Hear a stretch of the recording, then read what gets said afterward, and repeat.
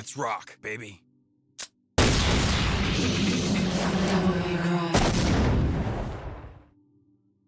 What's up, y'all? Welcome back to Rose Tinted Looking Glass. I've got yet another Capcom game for y'all today. I promise at some point I'll try to find another developer to talk about later, but I like a lot of Capcom games, so, you know.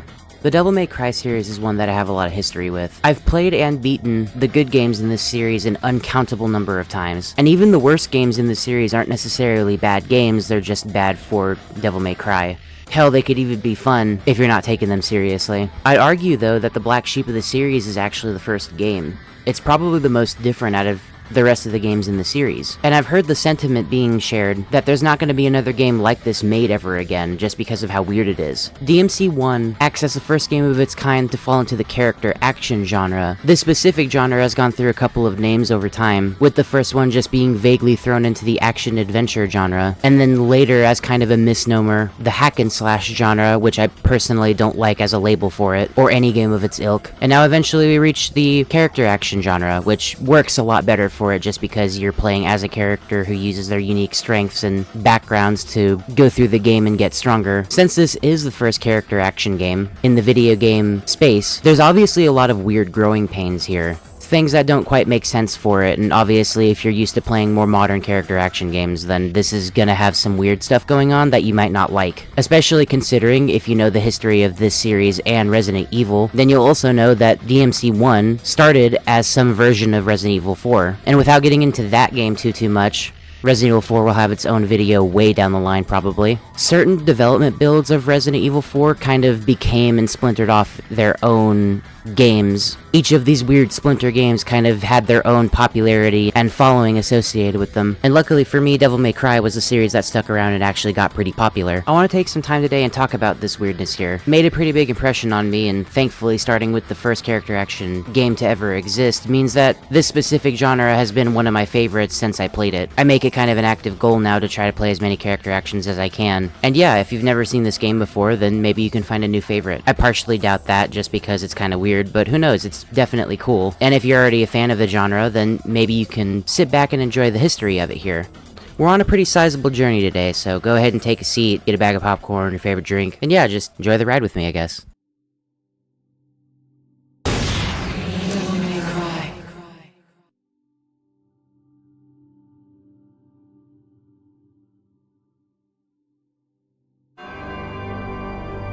Two millenniums ago, there was a war between the human world and the other, the underworld. But somebody from the underworld woke up to justice and stood up against this legion alone. His name was Sparta. Later, he quietly reigned the human world and continued to preserve harmony until his death. He became a legend. The legendary Dark Knight, Sparta.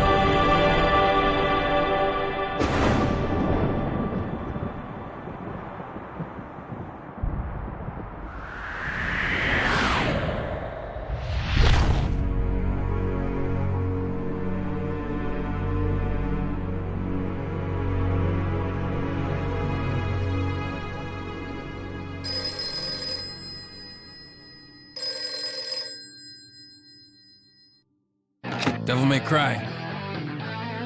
Sorry, we closed at 9.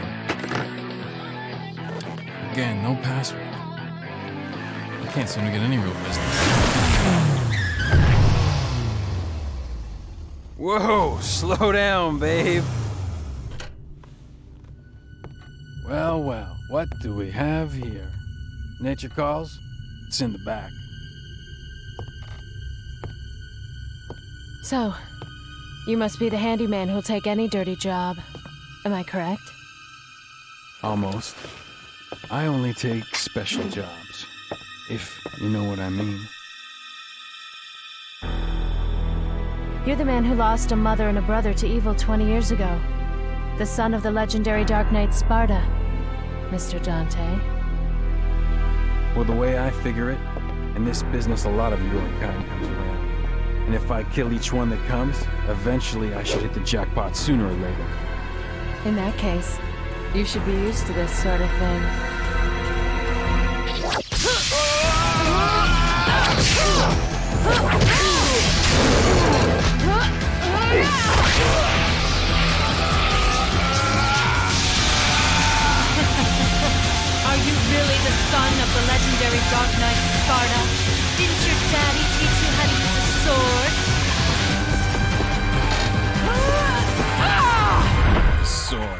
Ha!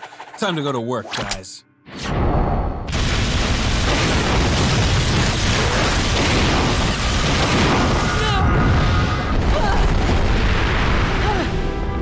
Even as a child, I had powers. There's demonic blood in me. What strength? You were the first one to know about my vengeance. Looks like I'm getting closer.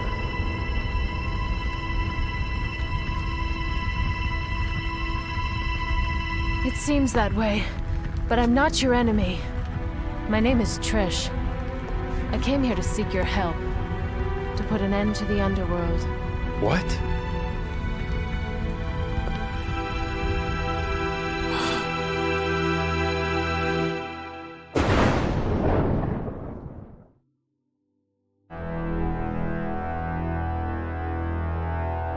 "20 years ago, Mundus, the Emperor of the Underworld, resurrected.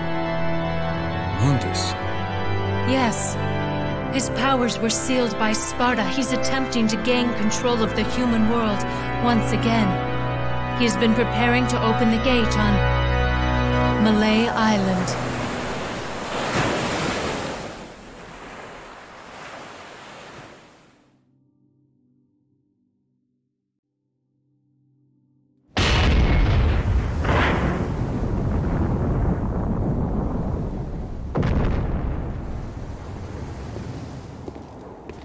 The castle is above this cliff. Come on, let's go! Ha!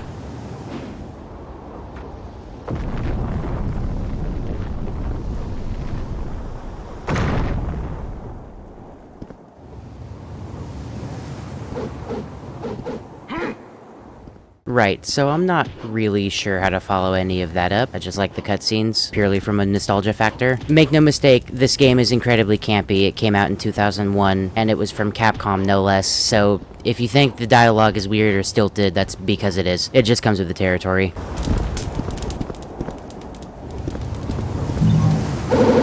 The yellow orb is the first item that we have access to. If we die in combat, then it revives us in the same room that we died at. If you don't have one of these, you have to restart from the beginning of a mission. We like to call them yorbs.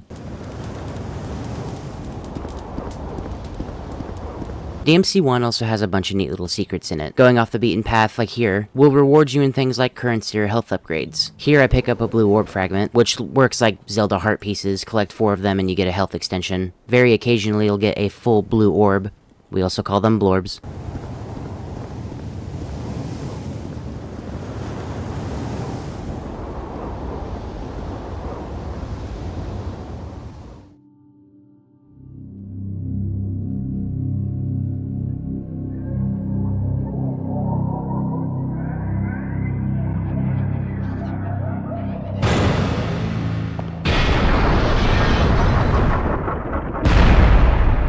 So all the Devil May Cry games work on a mission-based structure. They basically just act like levels. They give you a clear objective, and specifically in these earlier games, they might involve something along the lines of finding a specific item and not always just fighting a certain enemy or boss. Specifically with this game, the missions are really short. A lot of them can be beaten within a couple of minutes if you know what you're doing. This first mission involves us picking up red orbs, or rorbs. They act as currency. You can use them to purchase items through the in-game shop to help you in case you're struggling, or otherwise can be used to purchase new moves for some of our weapons. We don't have any moves to buy right now, and the shop won't even let us access it right now anyway, because the third thing we can buy in only this game is doors for some reason. You don't see this again in any other DMC game, and it's super weird that they would program something like this because it just isn't ever necessary. I guess just for the first mission it kind of makes sense because it gives you an opportunity to run around the level and kind of grapple with the controls. And I say grapple because the control scheme for this game is really weird. So remember whenever I mentioned that there was weird growing pains with this genre? Yeah, the triangle button is jump, the circle button is attack, and you can only fire your guns when you're locking on and pressing square. X just checks stuff.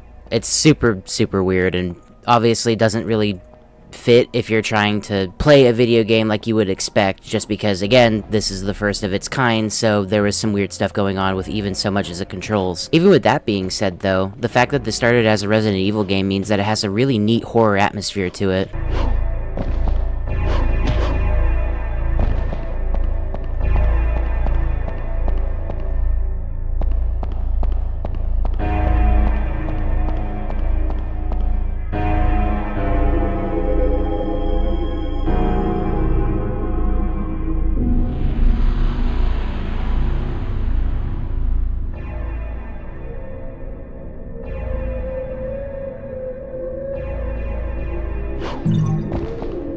The music and echoey sound design really does sell the fact that this is supposed to be kind of horror-y. You got the trademark fixed camera angles and stuff of Resident Evil fame with it too. This, along with the overall oppressive atmosphere, would be largely ditched in other DMC games to focus more on its strengths of just satisfying combat, which isn't a bad thing at all, but it goes a long way to making this game feel particularly unique. So we finally pick up 45 red orbs and unlock the door.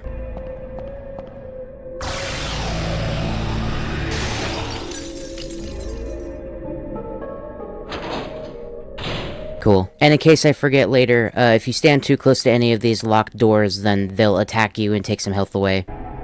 So another pretty big part of my childhood, and specifically with the games that I've grown up with, are things that you've seen in other RTLGs. Things like my personal involvement with certain games and how they affected me, and other stuff too, like finding cheat codes for mostly just the PS2 games that I played.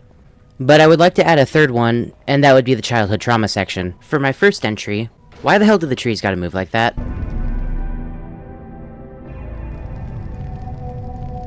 Like, I don't know, something about the animation of the trees just moving like that doesn't look right. It's super uncanny, and as a kid, it made me super uncomfortable paired with the music and all that. I know this is a really, really tame first entry, but it'll get weirder and more uncomfortable, and there's specifically one missable thing that I do want to talk about because, like, well, we'll get into it when we see it. Awful quiet over here. Oh. That's a suspicious-looking marionette.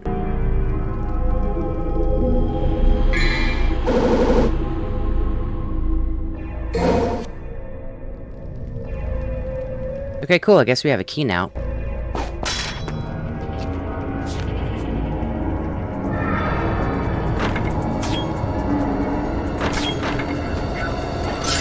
Fuck.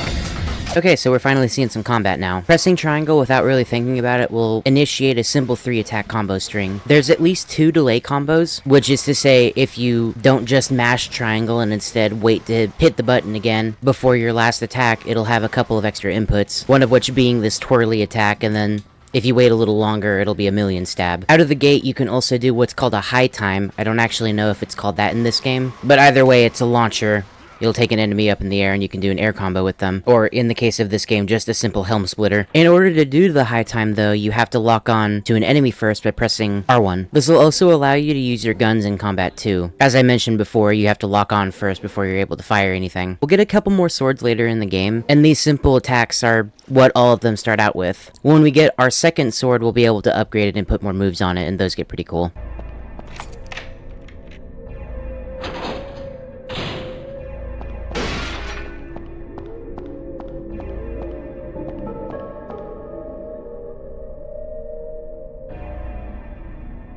Look at that, there's a whole plane chilling here. That's pretty cool. Secret warp spot. Hell yeah.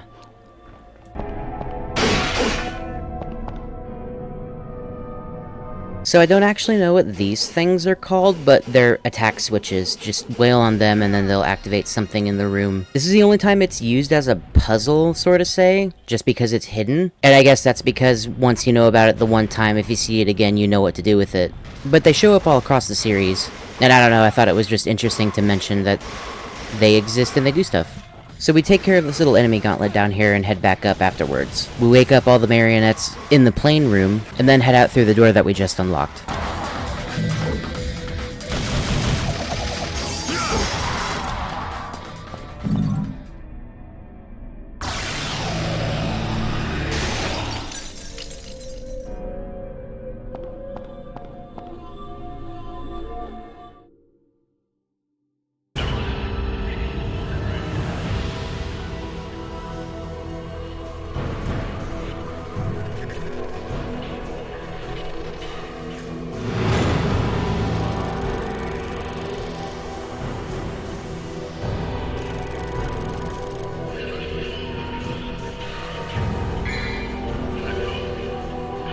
Hell yeah. That's the first mission finally done, and now that we're done getting all the introductory stuff out of the way, let's go ahead and move on to mission 2.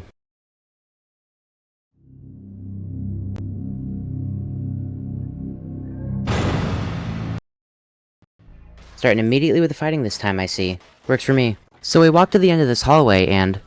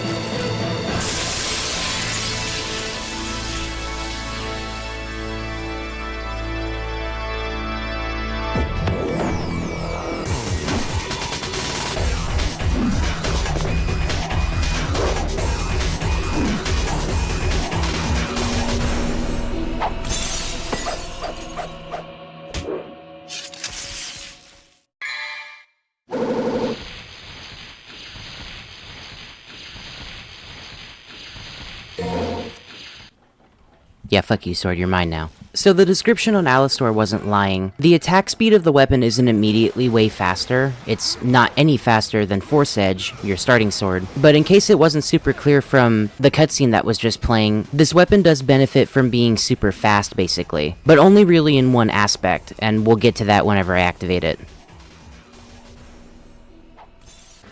Hey, speaking of which, so pressing L1 will activate what is called Devil Trigger. The effects from what Devil Trigger can do vary based on what weapon you have equipped, but in the case of Alistor, it'll basically just increase your damage and mostly your speed. Not only your attack animations, but also your running speed. It also influences your gunshots too, so you'll fire little lightning bolts out of your pistols, and it works for all the guns as well. What the game doesn't mention is that you also have the ability to use your Devil Trigger shots in your base form by just holding the fire button.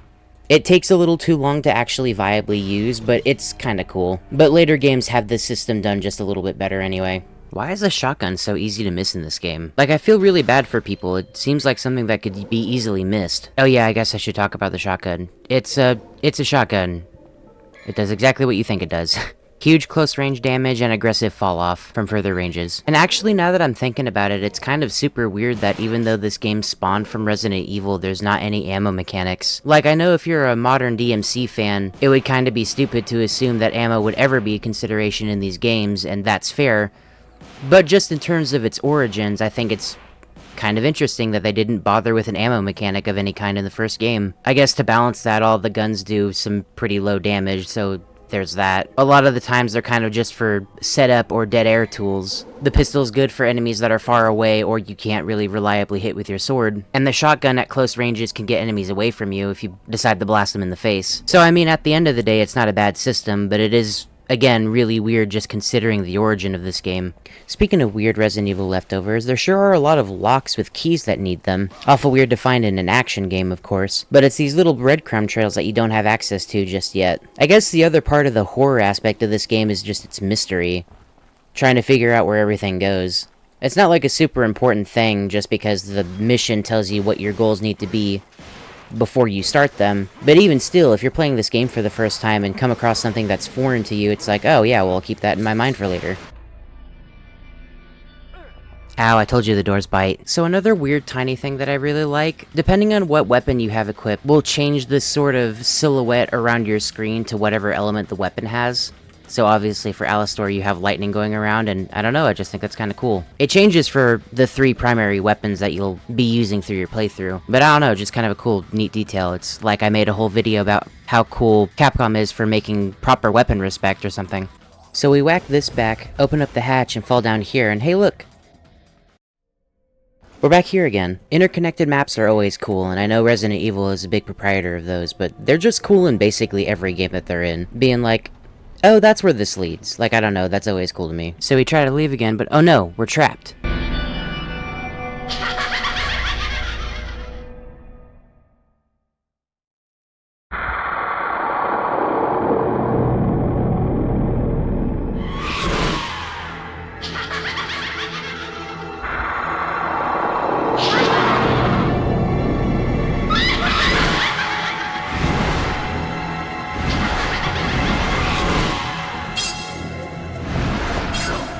These enemies are referred to as Sin Scissor. They're relatively weak and easy to take down. Their weakness though is made up for the fact that they can clip through walls whenever they want to.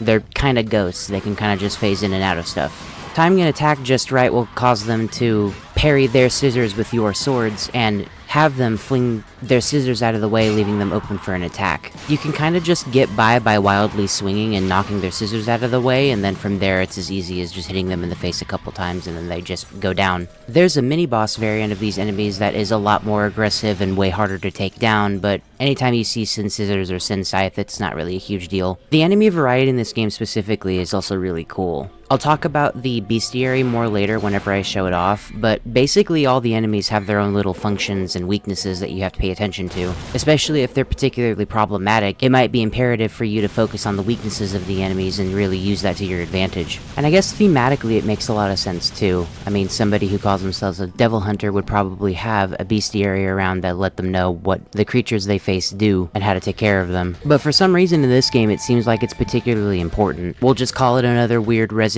Evil remnant of having problematic enemies that need to be dealt with in specific ways.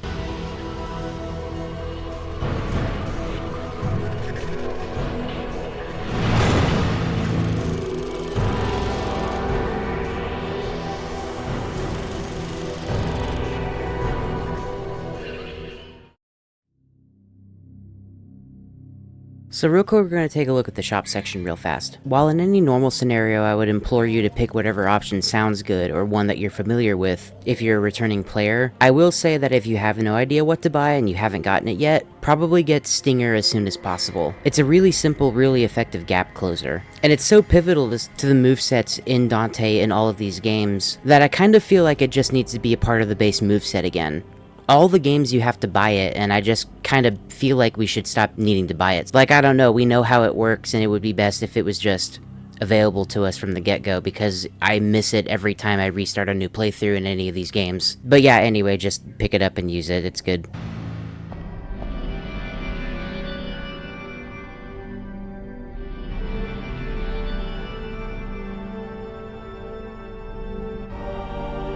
Yeah, that's a good sign.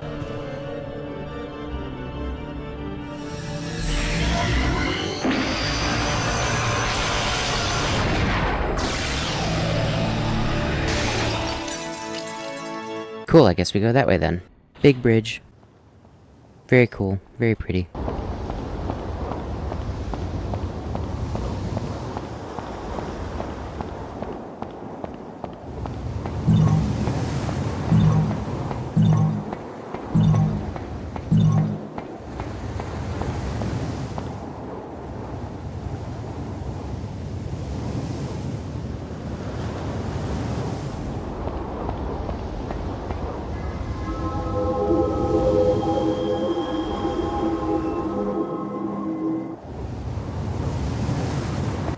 Okay, well, I guess we go back now.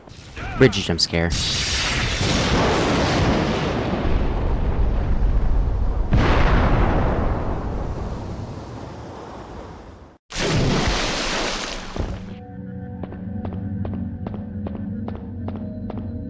Oh no, it's water.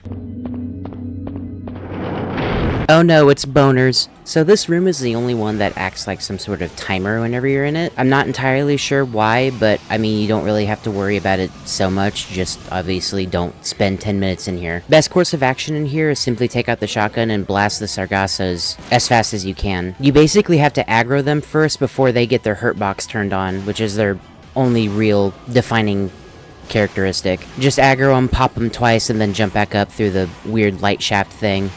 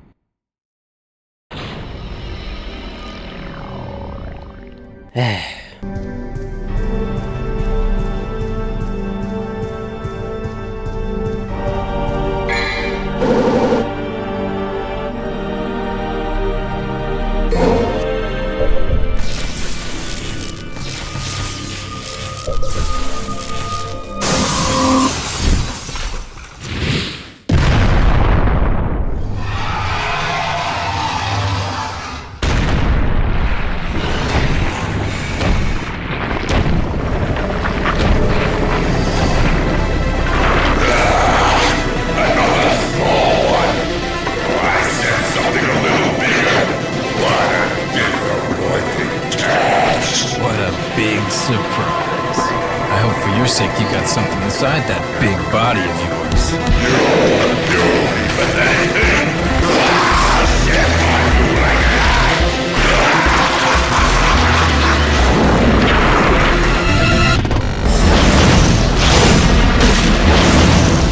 So this guy is Phantom. He acts as the first boss of Devil May Cry 1, and anybody familiar with this game will know that Phantom acts as a particularly huge roadblock, a real spike in difficulty, to put it bluntly. This lava spider scorpion thing has a couple of different attacks, and it can be pretty demanding for a player to try to figure out, especially considering that they're so squishy. If you haven't noticed, you kind of take a lot of damage in this game. Even a glancing blow will take off like a fifth of your health bar, so individual mistakes are really punishing. Talking more about Phantom specifically though, as I mentioned before, he's got a couple of attacks. For one, he has a grab attack that I didn't know that he had until this playthrough, weirdly enough. But he also has the ability to block your attacks by simply moving his limbs in front of his face. This also means that the rest of his body can't be attacked at all unless you get on top of him, which you can jump on his back and start attacking him there, where he largely can't do anything, but he will eventually shake you off. It's also kind of hard to land on his back because anything regarding platforming in this game is kind of a nightmare, but if you happen to land on there from, say, trying to avoid his attack perchance, then it can open up a pretty unique opportunity for you there. There's also this bit here where he charges a fireball, and if you attack him at just the right time, you can end up blowing the fireball up in his mouth and it'll do some damage and obviously not launch a projectile at you, which is just really cool and satisfying to pull off. I also like that as his health gets lower, his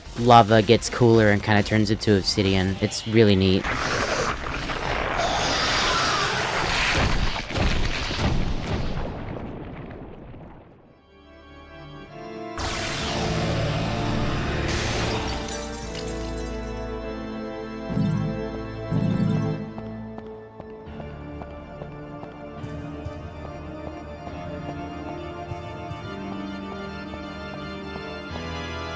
So let's talk about the ranking screens a little bit too, because I haven't brought it up yet. Minor stuff right now, basically, whenever a boss was present and you defeated it in the mission, then the little art in the background will appear of whatever boss that you defeated during that mission. Also, the weapon that you have currently equipped will change the font as well for the mission clear symbol. The mission rankings themselves range from D to S and are determined by things like how much damage you've taken, how long you spent in the mission, how many orbs you've collected, and whether or not you used items. What determines mission rankings changes for every game, just about, but what remains consistent with all the games is that the ranking you get at the end of a mission will net you some bonus orbs. Obviously, the higher rank you get, the more orbs you get.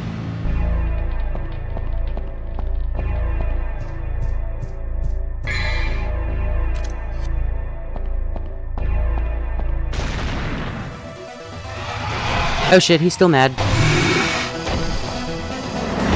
So the cool thing about this weird chasing thing specifically is that you are supposed to run away from Phantom here, but you can actually fight him. It just nets you some extra orbs and ultimately isn't worth it, especially if your health is already low. And considering his only attack is throwing fireballs as fast as he can, it's pretty dangerous, but the idea is cool. Also, fun fact, the pillars he destroyed are going to permanently be like that for the rest of the game. Just a neat attention to detail. So we come out here and use the Pride of Lion and...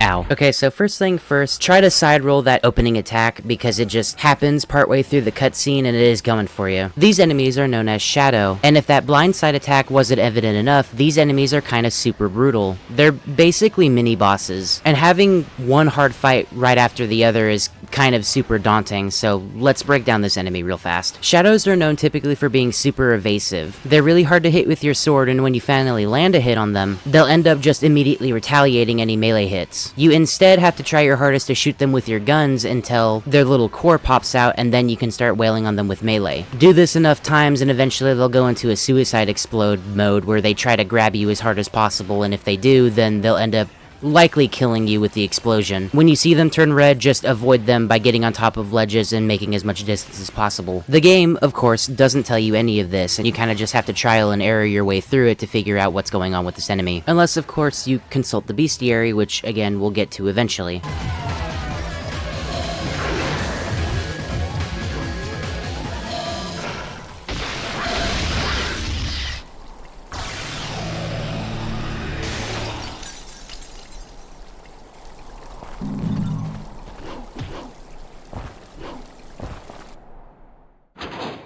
So next we enter this long spirally staircase area, which as a kid I always used to get lost in, trying to figure out which direction to go in. So yeah, just climb all the way up and get the death sentence. It's a key item. Unfortunately, you can't use it as a weapon, but, you know, it'd be cool to, though.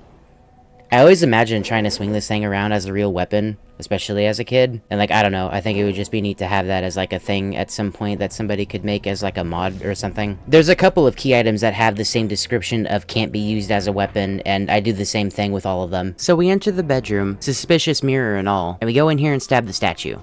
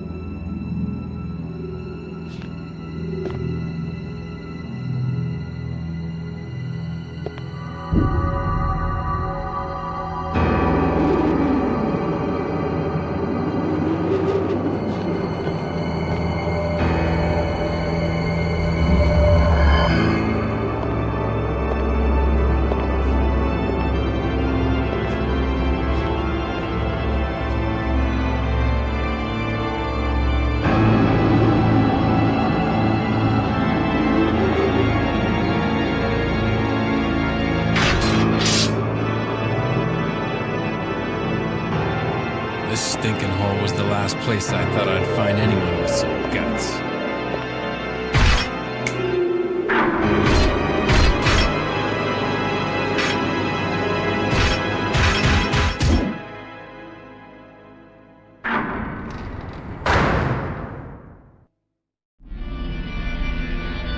What do you mean there's another fucking boss?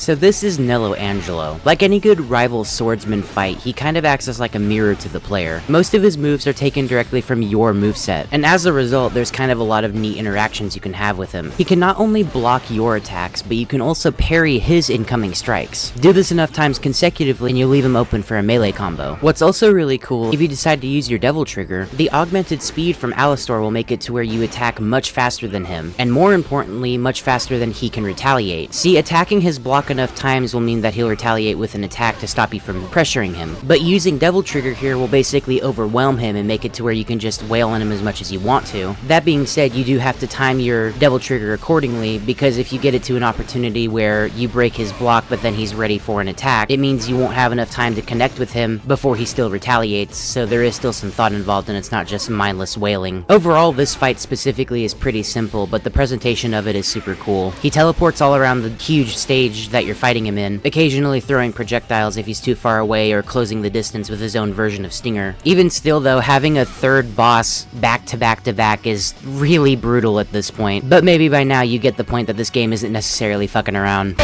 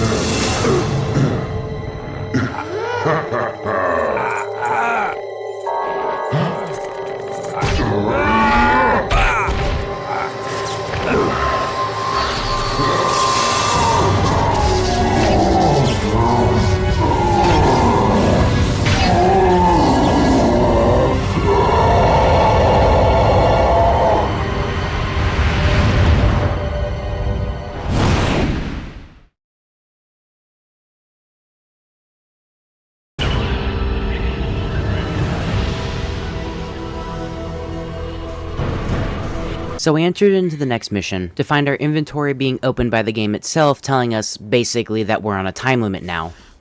And immediately after this, we're faced with yet another shadow. You've already seen how the shadow fights, so I'll just skip this part. Instead, I want to go over something that we actually started the game with that I have so far neglected to mention. Starting the game, in your inventory, aside from your starting melee weapon Force Edge and your starting firearms Ebony and Ivory, you're given 2 items, one of which being usable. It's called the Devil Star. It just restores some health whenever you use it. And more importantly, the amulet, which is in your inventory. Obviously, this has some sort of implication for Dante's past, and seeing Nello Angelo react to it so negatively, or just the way that he did, I guess, obviously raises some questions, but we won't go over that right now. Vital Stars also are something you can purchase in the shops and occasionally find in the game. You don't get just the one, you can find and obtain several of them if you need a little boost to your HP. I also really like these menus, like, a lot.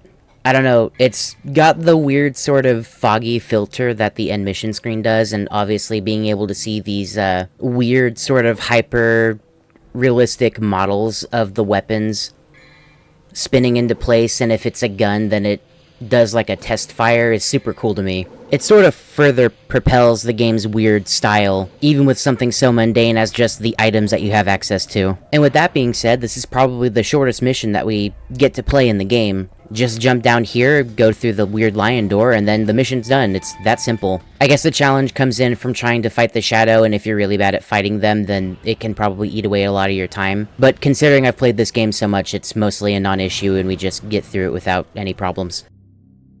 Oh yeah, so this mission's a thing. We enter into the castle sewer system, and it's not really a whole lot to write home about. It's very Capcom-ish though, which is pretty neat still. I guess there is one thing to talk about. There's this weird, like, orb shrine thing. You beat the shit out of it and it'll give you a bunch of orbs. When you start attacking it, it starts a timer that ticks down until eventually it breaks on its own accord. So just wail on it with as many attacks as you can. The stronger you hit it, the bigger the orbs are.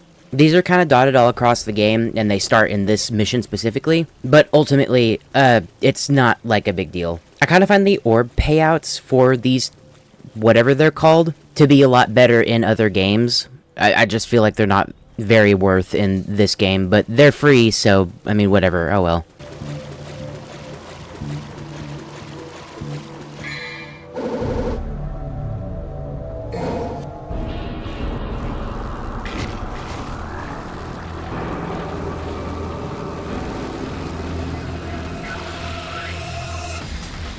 So my award to the most forgettable enemy in DMC1 is probably the Beelzebub. They're just a lot of bugs. They always attack you in swarms, and they have a tiny amount of health per bug. The best way to deal with them is just to take out your shotgun and blast them until they go away. They often have attacks where they basically spit maggots at you, and if they catch you, then it'll start draining your health just by a tiny amount. Moving in any capacity will basically shake the bugs off of you. And I mean, other than that, there's not really much else to write home about with these enemies specifically. I'm pretty sure they're only used in like 3 rooms, and 2 of them are right here, so, whatever.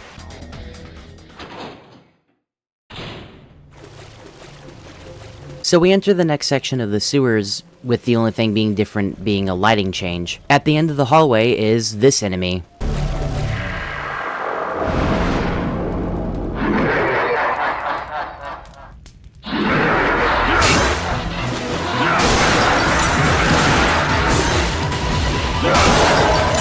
So this guy is another mini-boss. To my knowledge, I think it's the only other enemy you could feasibly count as a mini-boss in this game, and obviously it's a variant to the Sin Scissor. This is a Death Scissor, and after thinking about it for a good long while, I'm pretty sure this is my least favorite enemy in the game. It's basically just the Sin Scissor, but with more health and a really annoying corkscrew spin attack that is basically impossible to dodge unless you use audio cues for it. Because of how Sin Scissor and Death Scissor work, you can only hit them by attacking their head. which means their hitbox is absolutely tiny. The health of the Death Scissor enemy is actually evident by what horns are breaking. It'll start with one and then the other will break, and then finally you'll break the skull and the enemy will leave you alone. Make no mistake, so far with all of the bosses and mini-bosses I have died at least once, but this enemy in this room specifically has killed me more times than the rest of the run. It's just annoying and not fun to fight. I really don't like it. It's weird too because there's kind of another variant on top of the Death and Sin versions of enemies, and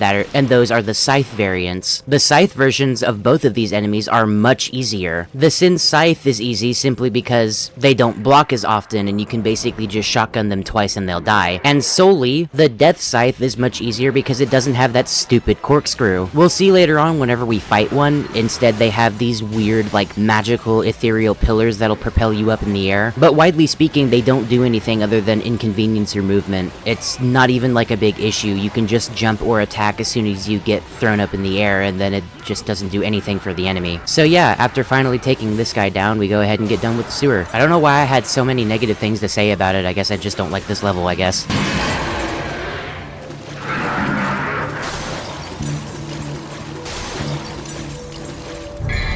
Also, yeah, at this rate, I'm sure it doesn't surprise you that this enemy used to scare me as a kid, too. I also like that it still laughs even as it's dying. Like, I don't know, that's kind of freaky and neat. Okay, mission 7. The key item we just picked up is actively draining our HP. So we're on a time limit to get to where we need to. I guess by this point it would be good to mention as well that green orbs, or gorbs, restore your HP whenever you collect them. Small note too, if you collect green orbs while your health is still full, you'll instead get red orbs for it, which is kinda cool. Pretty sure all the games are like that, but I could be wrong about that. Also...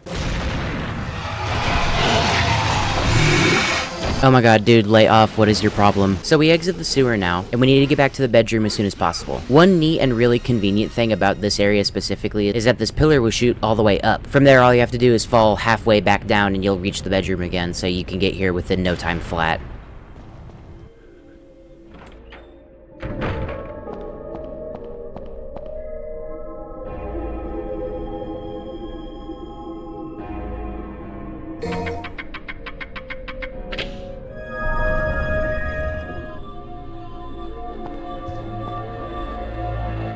So we complete this mission, and as it turns out, that passageway opened up a tiny door to go through, and man, I just love this shot of the main, like, foyer area. All zoomed out and stuff like that, that's really cool. Uniquely, this is one of the times that you actually aren't in a mission, so you can just look at it without any time penalties for rankings or anything. I've seen on the wiki that these are called intermissions, so that's what I'm going to be using to sort of highlight when they happen, and there is a specific time that's actually pretty important that I do want to say. So yeah, anyway.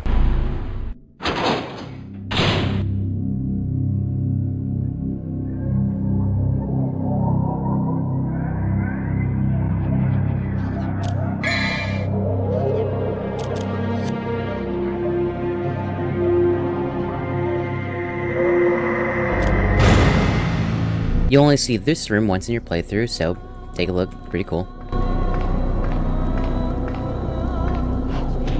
And now we find ourselves on the roof of the castle. You also only see this area once, but you'll get to spend a little more time here.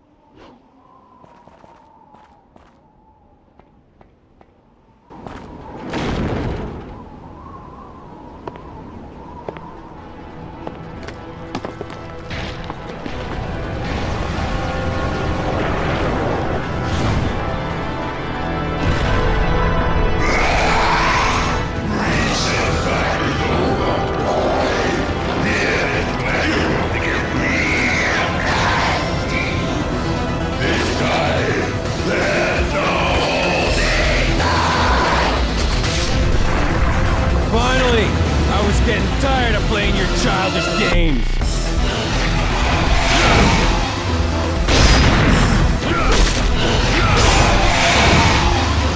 Okay, so, final showdown with Phantom. Interestingly, he doesn't actually get any new attacks here. Pretty simple, just use what you know, and show this dude that you've gotten a lot stronger since you fought him last. You might notice that his arms are red now for some reason. Don't worry about that, I don't think that actually changes anything about him, except for maybe he does more damage now, but it's not a big deal.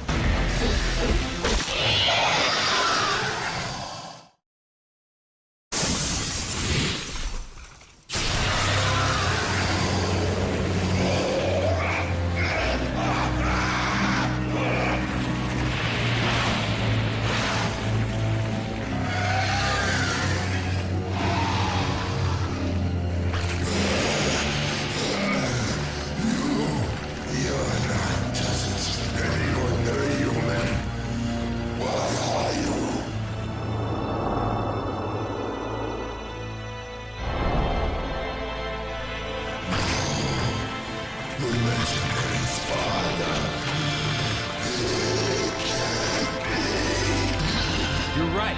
I'm his son, Dante. Sweet dreams.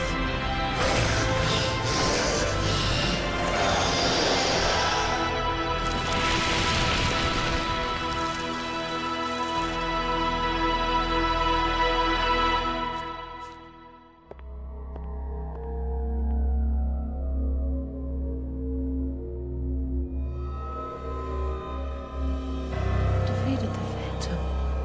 Incredible power.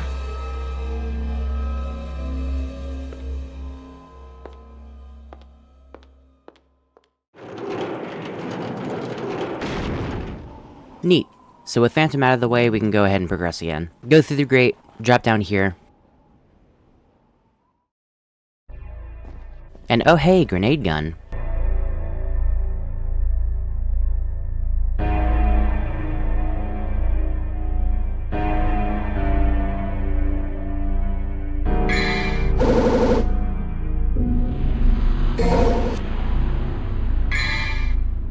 Okay, so cool. The grenade gun's a big explosive weapon with a lot of end lag after you're done using it. It's also the only normal firearm that can't be used in the air. It's pretty simple, all things considered. I guess it can hit several enemies at once if they're close enough together, but it's, you know, it's a grenade gun, it's neat.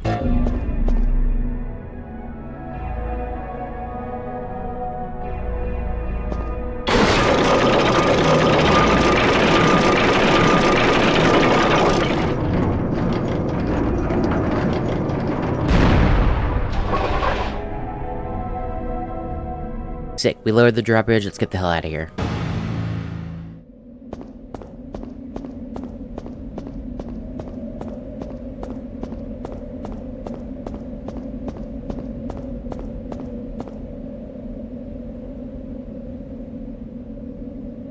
Huh, that's weird, I wonder why I would say- oh, there it goes.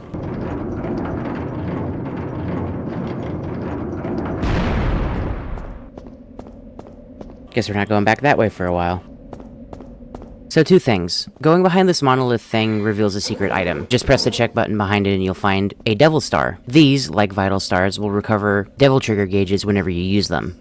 You can also buy them in the store. It pays to check every nook and cranny of an area because even if you don't find an item or a health upgrade, you might find a stock of red orbs behind there.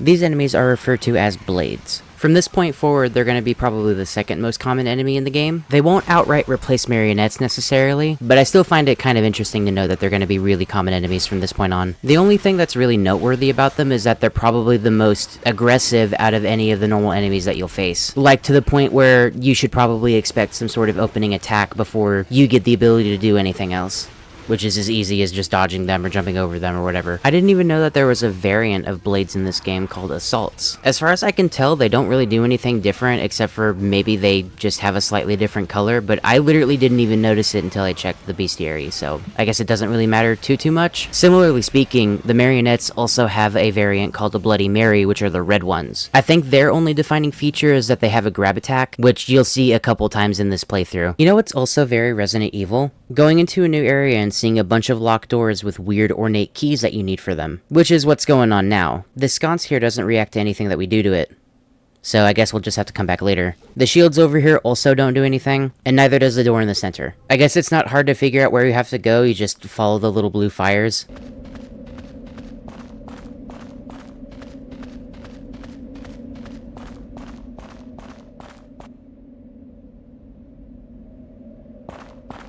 So we make our way over to this hallway, hit this switch, and...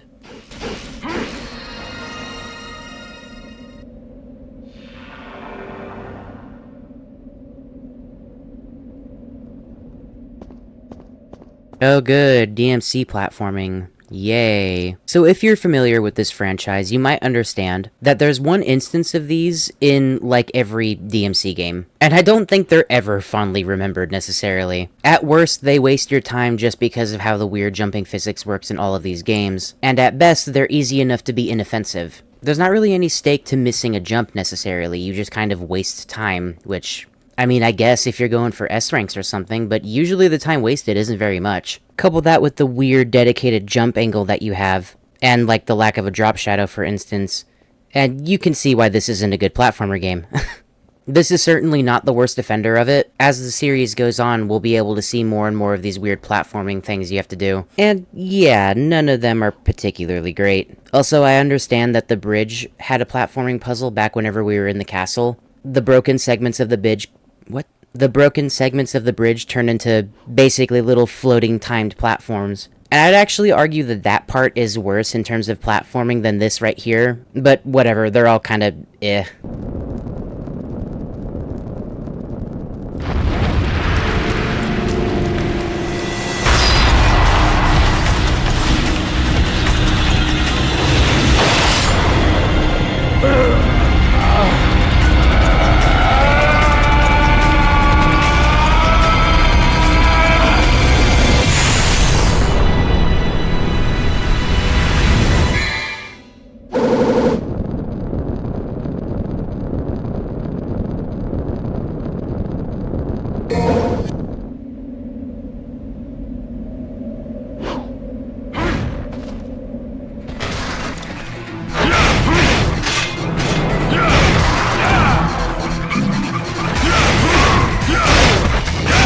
Okay, so Ifrit is sick. And first things first, I know that it's actually pronounced Ifrit, but fuck you. I've pronounced it Ifrit for literally years, so I'm not changing it anytime soon. Basically, 99% of your attacks can be charged whenever you're using the gauntlets. And just in general, this thing hits like a truck.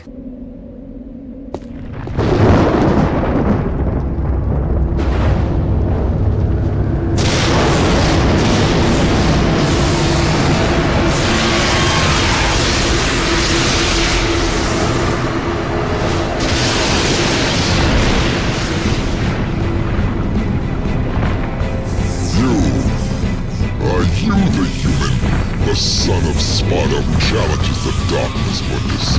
Block off, Featherface, or you can stick around and find out the hard way. So naturally, the first thing that Capcom does is give us an enemy that we can't even reach with melee, let alone stubby gauntlets. This boss is Griffin. Like I said before, he's an airborne enemy that likes to pelt us at range. He's ultimately pretty simple if you know what to do, which, in a single term, is best defined as completely defensive playstyle and just keep wailing on him with your pistols. His health bar isn't very big, so especially if you turn on Devil Trigger, you can start just melting his HP bar with Ebony and Ivory and it won't take any time at all. Although, that does mean that every encounter you have with him is gonna basically shred your hand because you're mashing the button so fucking hard. I'd hate to see this fight in, like, the higher difficulties because, man, you are given a couple of opportunities to attack him whenever he's on the ground. Namely, wailing on him enough times will make him just kind of fall over, and from there you can do like a couple full combos on him, and that looks like it hits really hard. Another thing, if you want to try to chance it, you can also jump on his back and freely do damage to him there, even if he goes back up in the air. I do find it really easy to fall off of him though, just like Phantom. But if it happens, then cool, you get some free damage out of it. So like with Phantom, I wouldn't go out of my way to do it, but if you're jumping around trying to dodge and happen to land on his back, it's not like he can do anything there.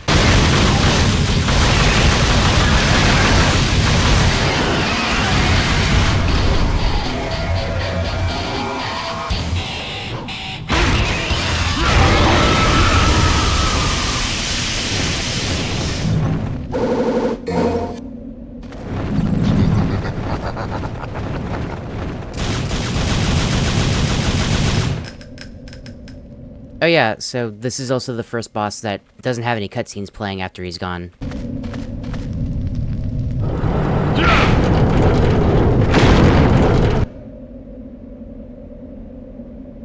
It's one of those areas that made my childhood imagination run wild with just how big I thought it was, but it's a super tiny little foggy forest. Oh hey, orbs.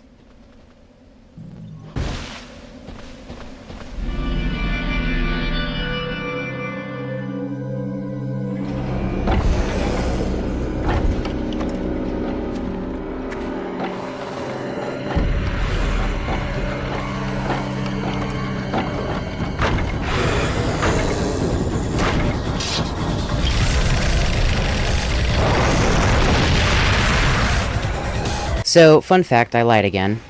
There's actually a third variant to the marionettes, and this one is unfortunately called the fetish. It works like just about every other marionette you come across, except for the difference is they like to relentlessly block your attacks if your combos become too repetitive. And feet. They're not exceptionally dangerous, especially if you just mix up your combo strings. Things like doing a full delay combo, basically just how it's intended, is how they retaliate to you, so mix it up with a launcher or something, and there'll be no trouble at all after that. Also, like the shadows, these enemies don't appear in easy mode.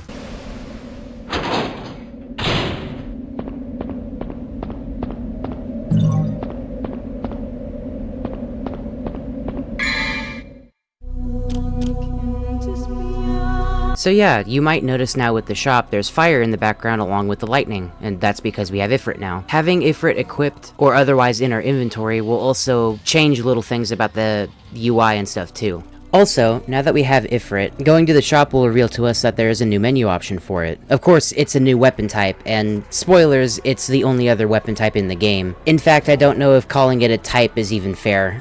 I've thought about this for a good long while too, but I don't think I'm going to be necessarily going over every single move of all the weapons. There are shorter, more concise videos that do that better, and for me it would just take way too long to grind up all the orbs necessary for it. And unless otherwise prevalent, I'll basically only mention the necessary moves that we have for the weapons. I believe this is our second to last red door. And I have nothing more to say for that.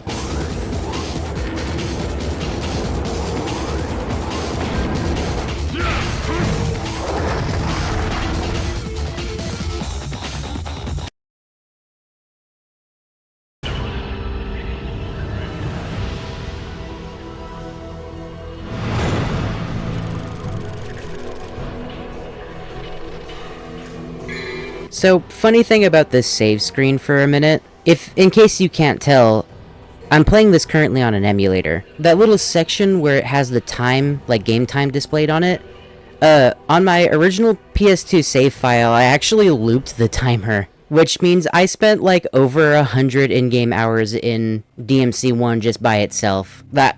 Obviously that means I played this game a lot as a kid. Anyway, this mission basically involves us running through sort of a lost maze kind of scenario. Basically interact with this little gleaming soul thing, and if it flies into an enemy, just kill the enemy real quick, follow whatever direction it goes in, and take the path it takes in order to get out of here. You'll have to do this a couple of times, and each path you go down has different enemies, sort of preventing your line of travel and the line of travel of the soul. Obviously, you can fail this by going in the wrong direction of the soul, but you can also fail it by not having killed the enemy that the soul flew into, in which case both of the paths are wrong and you'll just be sent back to the beginning. Which, given that whenever you're playing on normal mode or harder, there are two shadows that appear in one of these rooms, which can be really, really brutal if you fail it more than once.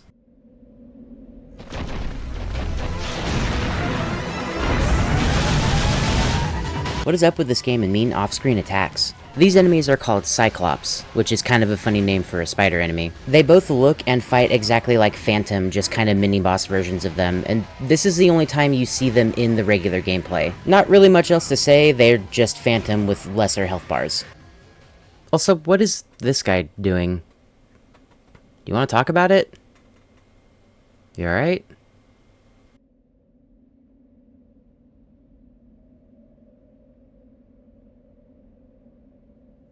Oh, okay, there he goes.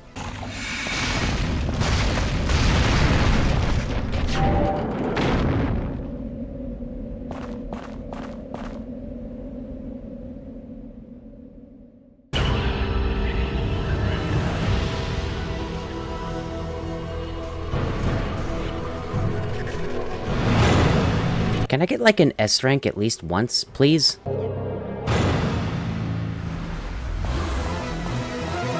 So yeah, immediately opening up this mission with another mini-boss fight. Also, yeah, in case you forgot, this is the colossally easier version of the Death Scissor enemy, the Death Scythe. As I alluded to before, the only thing super noteworthy about this enemy is that he has these, like, weird spell platforms that'll shoot you up in the air and leave you open for an attack, but it's not like his retaliation is a big deal, just jump out of the way or attack him and it's fine. What makes this enemy even more goofy is that you can just ignore him, like it never mattered in the first place. So also, because I don't have anywhere else to put it, I'll just say that a cool thing the game doesn't actually tell you about is that if you click the right stick down, you'll swap in between Alistor and Ifrit, without the need for a menu at all. The games further into the series do weapon swapping better, but this is still pretty convenient.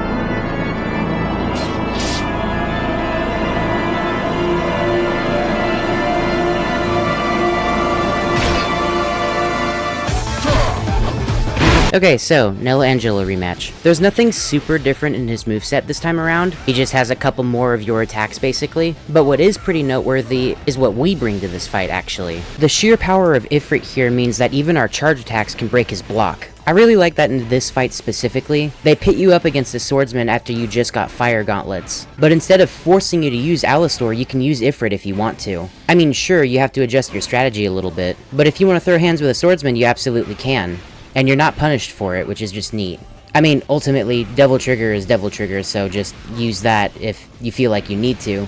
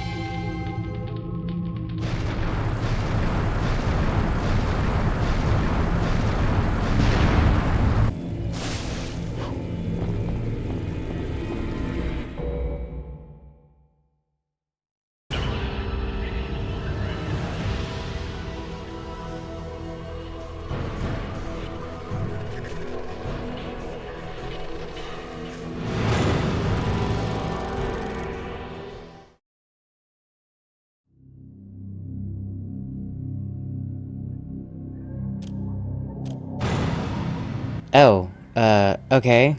The only time the game actually gives us a tutorial, and it's for water controls. Sure. I'm sure this won't be clunky at all.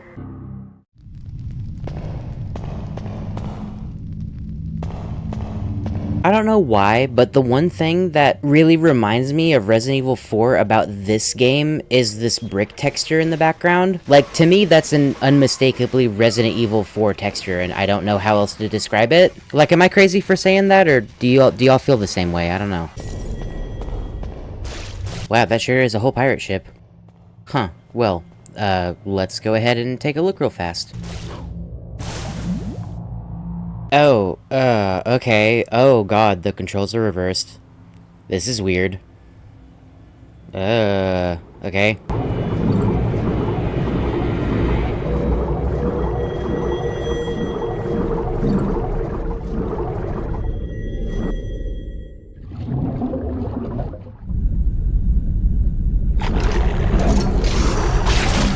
Yeah, they would put enemies underwater.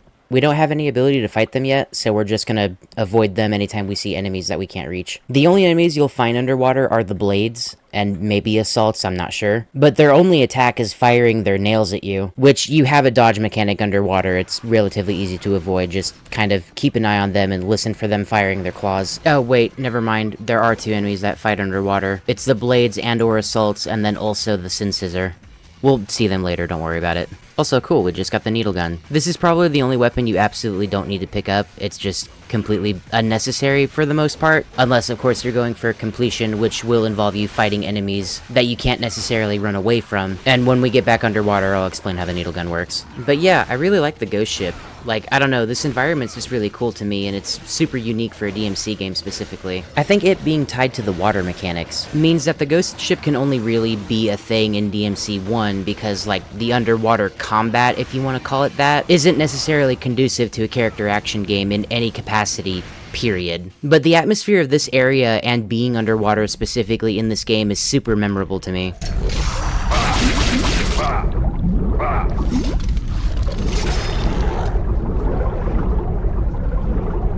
Why would you put an enemy behind me whenever I have 360-degree tank controls? So yeah, firing the needle gun basically works like firing a gun above the water. Hold R1 and then press square or X to fire the gun. The needle gun is kind of like a burst machine gun almost. It fires in bursts of 5 shots, and basically in all the difficulties it does good damage because it's your only option for combat underwater. But other than that, that's literally it for the needle gun. Like, it's there for the sake of fighting things underwater, I don't know. Also, yeah, you can strafe left and right while underwater. So, you know, at least it's not completely brainless.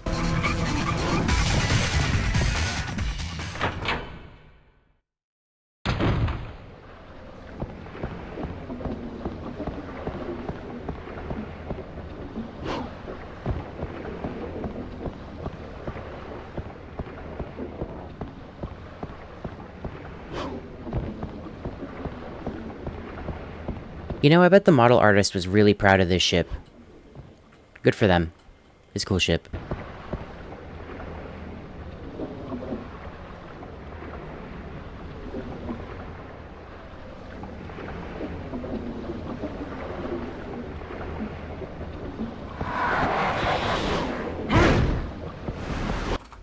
Yeah, I mean, sure, I'll fight a death scythe, that's fine. So, 2 things about this specifically. You can tell you're fighting a death scythe or a death scissor by basically looking at the environment and seeing their kind of calling cards. The literal one time we fought a death scissor had those weird blue things and the skull on the wall, back in the sewers all the way back in the castle. And here, there's extra size on the ground, presumably so that he can throw the one he's using at you, or I don't really know. But yeah, kinda cool. Also, this is the only time you're forced to fight a death scythe in normal mode.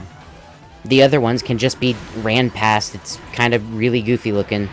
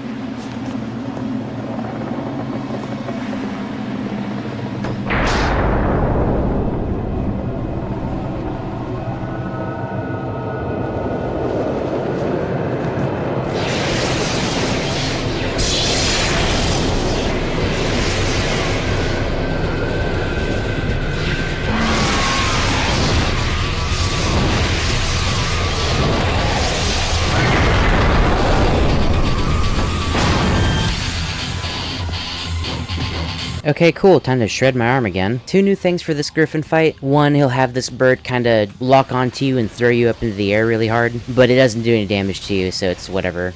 That, and then also, because of the ship being so small, he can't land, so better just mash ebony and ivory.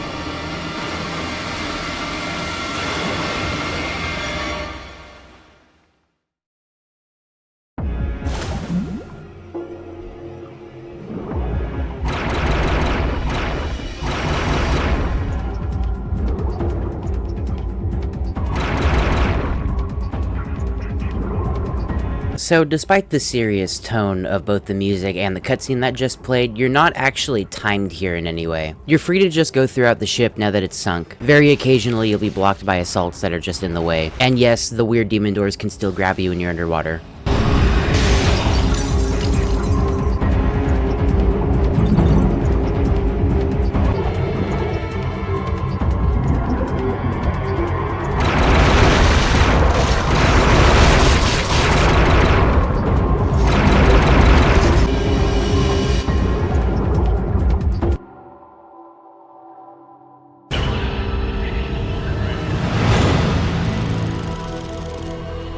So yeah, another really short mission. I didn't realize it until I was editing the video, but that mission only lasted like 3 loading zones at the very most.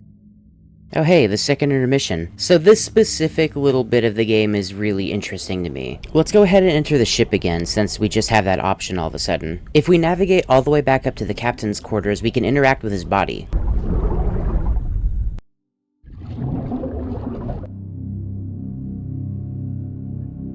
So yeah, what I've kind of colossally failed to mention thus far is that there are such things as secret missions in DMC. All the DMC games have them, but specifically in this game, they're typically tied to finding load zones either through doors or otherwise interactables. I think this is the only time it happens during an intermission. You typically find them mid-mission, going back through areas that you wouldn't think to go through again, and they typically have some sort of challenge waiting for you. The reason I pick this one in specific and not any other to pick is because of how it makes me, I don't know, just...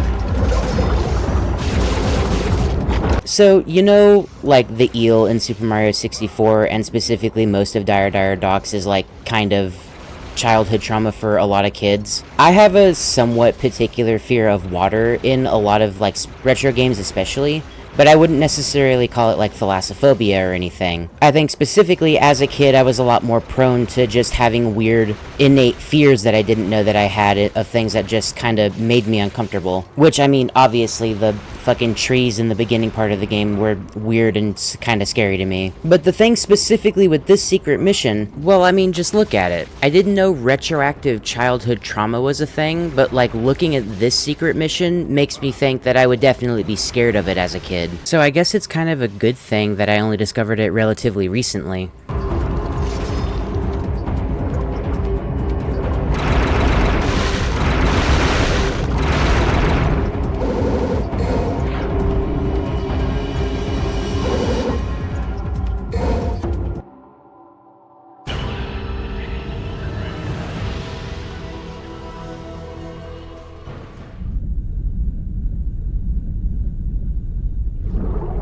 And yeah, there's that. Also, yeah, secret missions always net you blue orbs whenever you complete them. The ones in this game specifically are stupidly hard. At least most of them are. So I've never gone out of my way to do any of them unless they're just ones that I know how to do that are super easy. And obviously I'm not going to show every one of them off. There's good resources to see all of them anyway, so, you know. Okay, so that was a thing. Let's go ahead and start the next mission.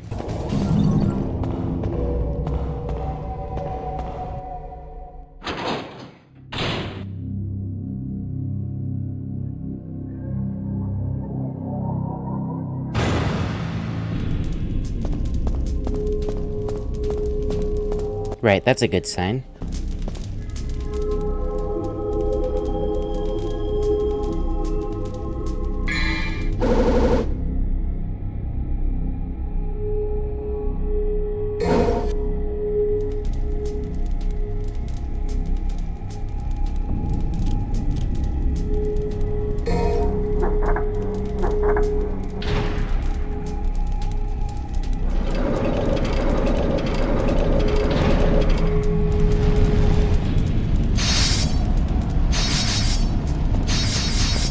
Right, okay, that figures.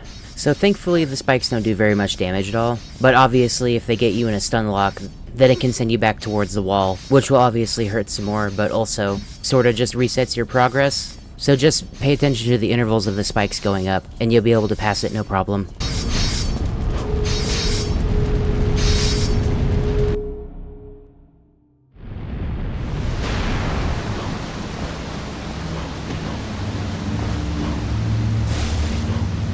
Hell yeah, dude, what a cool waterfall. Yeah, it'd probably be wise to take a shower about now. So I want to show something off real quick also that the game doesn't mention. There's a technique that players like to refer to as a stinger jump. Basically, if you're hugging a ledge and then input the stinger command, you'll do this sort of unique looking long jump. There are some instances where this is kind of like a canned animation, like if you're jumping a gap across a bridge or something, and those times work pretty consistently for it, but in that instance it's just kind of a regular long jump. Typically, if you're supposed to use a stinger jump, it's to get you to a secret area, like this over here with the blue orb. Also, yeah, it's not like you use stinger jumps all that often, basically in any DMC game, but basically anytime I see a ledge, I like to just stinger jump off of it anyway because it feels good.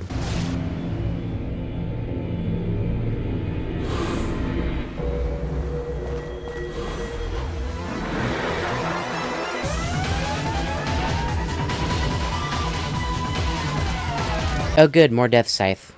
We're just gonna avoid these ones again. And here's the last red orb door of the entire series. Yeah, I never knew why this was a mechanic in the first game, and I guess it has no real reason for being in the other games anyway, so whatever. Oh wait, no, sorry. This is the last red orb door of the entire series.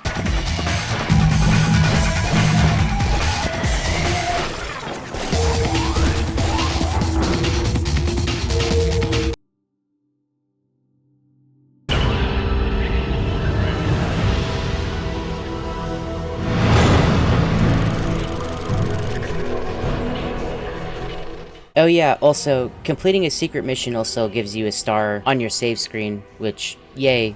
They don't give you any inclination of which mission you cleared, just that you cleared a number of them.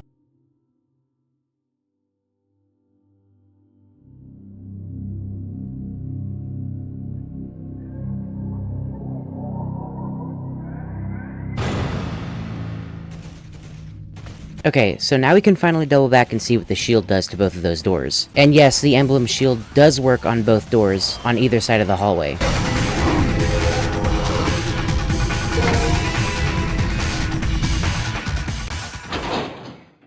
Oh, weird. It's like dark in here. So yeah, as it turns out, there is a flashlight in this game, kinda sorta. Or at least it's a light source. This weird little blue mass in the corner has a light source for you. It's called Luminite, and all it really does is basically act as a flashlight. I don't actually know how necessary it is. I never thought to basically just leave it on its own and not carry a flashlight around for the rest of the game, just because it's so easy to grab, but I wonder if it makes the game any harder by not being able to see in the later parts of it or something. Okay, so more conveyor hallways with spike walls, but now with the addition of a switch you have to hit. It kind of looks like it would be super annoying, but it's really not that bad, just wail on it, it's fine. There is sort of a neat little mechanic up in this hallway though. So this little thing, as best as I can describe, is a Devil Trigger recharge station. I don't know if it has any other name than that, but that's what I'm gonna call it, because that's kind of mostly what it does. From what I can tell, the intention of this thing being here is to basically use Alistor's speed boost while you're in Devil Trigger to navigate this area quicker. The game doesn't give you any hints or leads on this, but if you decide to, it does make the trip a lot easier. Especially if you have the air raid move, which allows you to fly as long as you're in Devil Trigger. Which, given how we have a platforming segment coming up, it does help. I've also taken this as sort of an opportunity to show off Devil Trigger in both of the weapons, although the camera doesn't really give a lot to work with, so here's some pictures instead. Going back to the Devil Trigger charge station though, this is another case of weird, unique DMC weirdness, because this little mechanic doesn't show up in any of the other games, at least not in the same form. And actually, can we go back to the Devil Triggers for a minute, because I need to say something. Okay, so as I'm editing this video, this is the first time I've actually ever seen these models in all of this clarity. The effects and such just have so much mess around the character that it's hard to tell what's going on, and these designs are awesome. However, in a super unpopular opinion I feel, I cannot fucking stand the rest of the Devil Trigger designs in any of the other games. Like, Sin Devil Trigger in DMC5 is fine, but literally the rest of them are just awful and stupid looking. I'm liable to say that I'm gonna get some massive flack for that, but I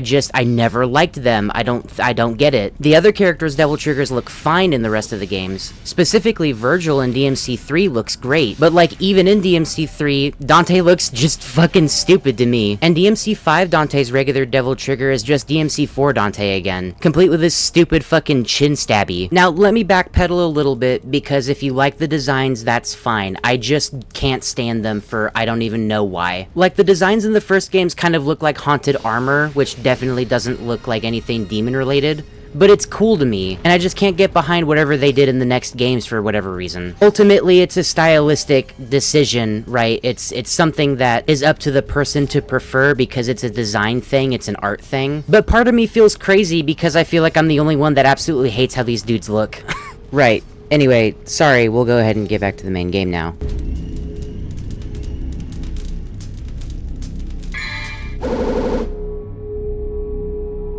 Let me use them, though.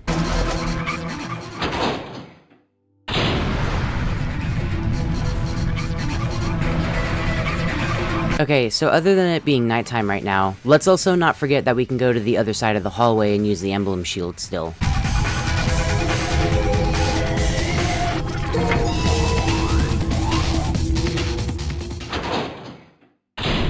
Right, so go figure, this other side of the hallway is just a mirrored version of the one we were just in, and the trap room in the next section is also roughly the same, although with the addition of enemies, and also still having the Devil Trigger Station. Although the two biggest differences here is the platforming challenge at the end. If you fall into this, you'll get poisoned, which just lowers your health slowly if you're in it, and ends immediately if you step out of it, but also a new firearm. We'll talk about that more here in a second, but for now let's head back out and use the lances real quick.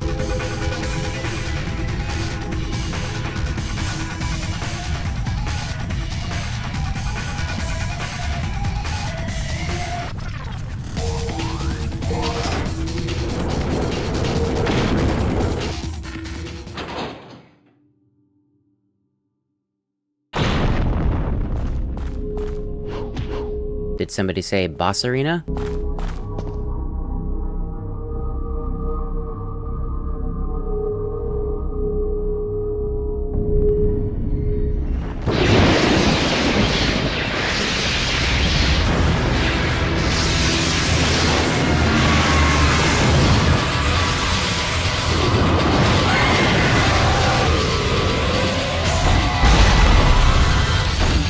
This guy really doesn't talk that much, does he? So yeah, third Griffin fight, just do like you have been doing. I will take this opportunity real quick to talk about the Nightmare Beta. This gun specifically is not supremely popular. It's one of only a handful of weapons in the DMC series to use Devil Trigger as ammo, basically. Uniquely, this weapon not only has the capabilities of having its shots bounce around walls, typically after it already hits an enemy to bounce back and hit them again, but also it can be charged, consuming more Devil Triggers for a much more powerful shot. The problem, I think, with this thing is that it uses Devil Trigger, the resource that single-handedly improves your combat damage and then also gives you healing over time, which leveraging that for relatively subpar damage from a firearm is just, you know, not worth it to a lot of people. Back to the Griffin fight though, this one is more specifically similar to the first fight you had with him. All of his attacks and mechanics from that fight are still here. And in terms of new stuff that he does, there just really isn't anything as far as I can tell. The environment's a little bit different. If you decide to take the little side rooms, it'll teleport you up to the top platform and you can use that to get a better shot on him if you want to, but I almost never use it.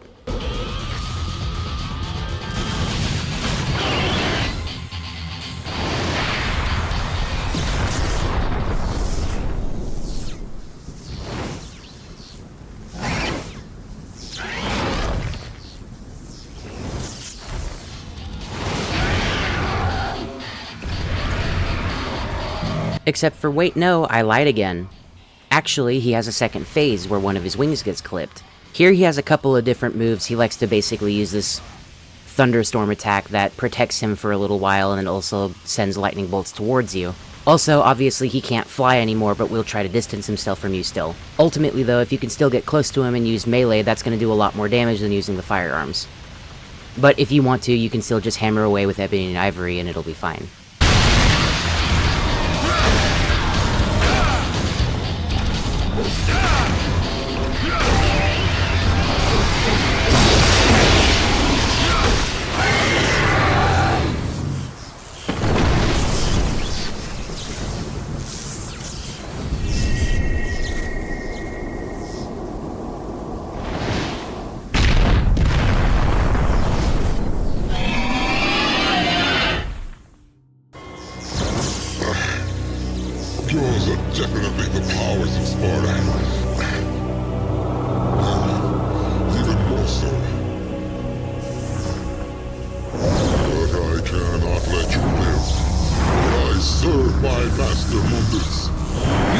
right with that wound.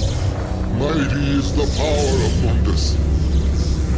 Master, grant me one last surge of power. The power to finish him.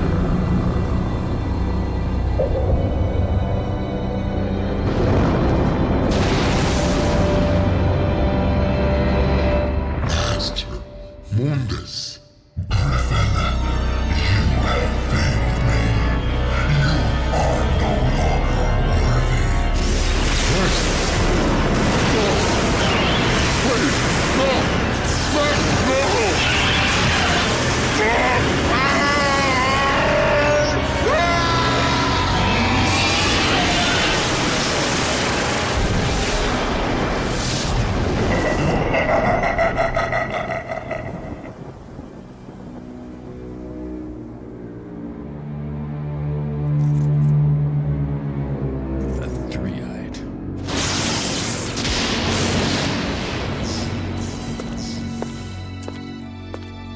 You beat him. Maybe it was too easy for you. Mundus. His heinous ways make me sick, killing even his own, like they were nothing. He's the one that took the life of my mother, my brother, and Shirley. My mother used to always tell me that my father was a man who fought for the weak. He had courage and a righteous heart. In the name of my father, I will kill Mundus.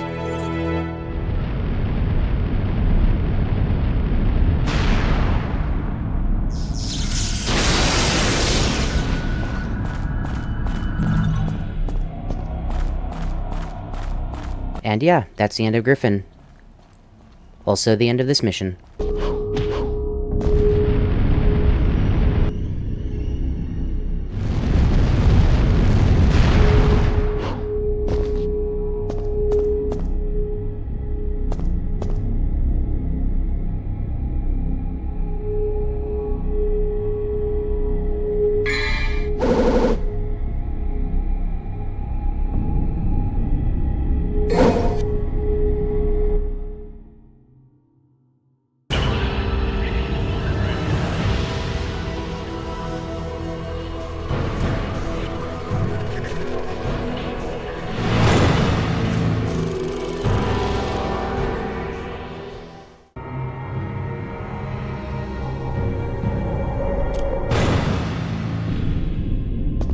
Okay, now it is time to make our way back to the castle.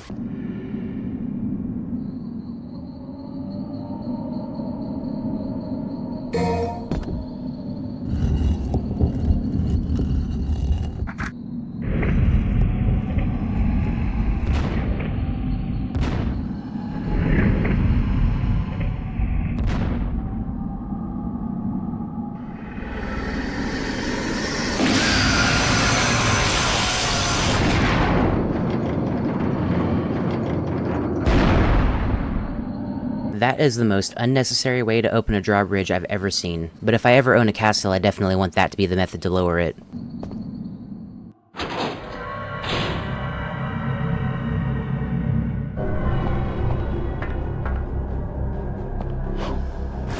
Okay, so the castle is now dark. With it turning nighttime, the atmosphere suddenly gets a lot more oppressive overall. Basically, the rest of the game up until we get to the final area is largely going to be about as dark as this. Like I said before, thinking about the Luminite, I still wonder how necessary it would be to actually carry it around. Like, is it just pitch black in here or what? Also, now that we have a full up enemy list for the most part, I could finally bring up the bestiary. This is a feature that's only showed up in DMC 1, or at least it's had the most importance in DMC 1. Here, you can read up on enemies and bosses and how to defeat them, or otherwise how to avoid some specific problem attacks that they have. The little number in the lower right corner basically indicates all the entries on the specific enemy. A lot of the times this has to do with what attacks they're using, which means in order to see that specific entry, you need to see them using that attack or otherwise that interaction on them at least once. It's here you can learn things like the ability to step on the spike that shadow forms in order to keep it still and wail on its core, and other things like that. I don't know how exactly to feel about this mechanic specifically, because on paper it does seem really cool, but I think specifically in a game like DMC it doesn't mesh 100% well. I think in maybe a different genre it might just mesh a little bit better,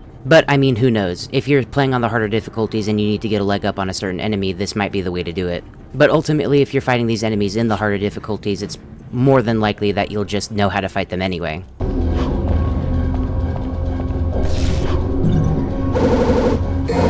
Yet another instance of stinger jump being used to effectiveness.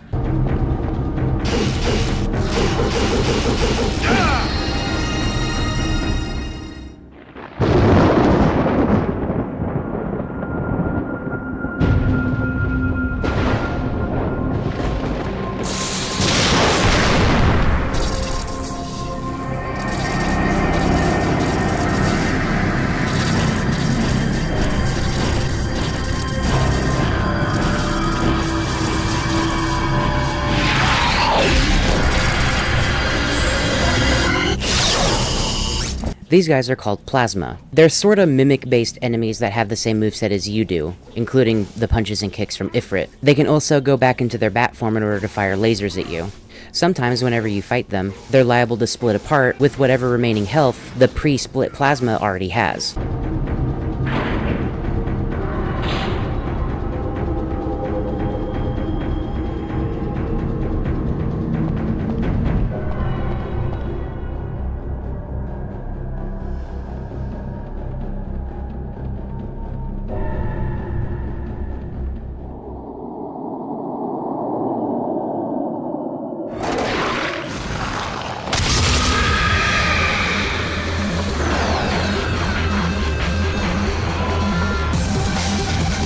And this is the second to last new boss that we fight in the game. And real quick before we talk about him, I just want to mention that for some reason that weird visual bug at the top of the screen only happens whenever I fight Nightmare because I'm on an emulator. It's happened a couple of other times earlier, but only for like a split second. But for some reason all of the Nightmare cutscenes do it, and I'm not sure why. But considering how much trouble Nightmare has been giving me in this playthrough, I'm just gonna blame it on him. Anyway, Nightmare is a whole can of worms. Basically the crux of his fight involved hitting the attack switches on either end of the room. This will sort of reconstitute him into a physical form that you can platform on. Otherwise, if you're trying to fight him as a puddle, he will instead take you to an alternate reality, where instead you'll have to fight a previous boss from earlier in the game. You can use this strategically if you just absolutely don't like fighting Nightmare, and spoilers for his third fight, this is what I ended up doing just because I understood those enemies easier than him. When you reconstitute him though, he can use a variety of attacks based on what side you are currently on whenever he decides to attack you. Each of these attacks have their own little ways of counteracting them,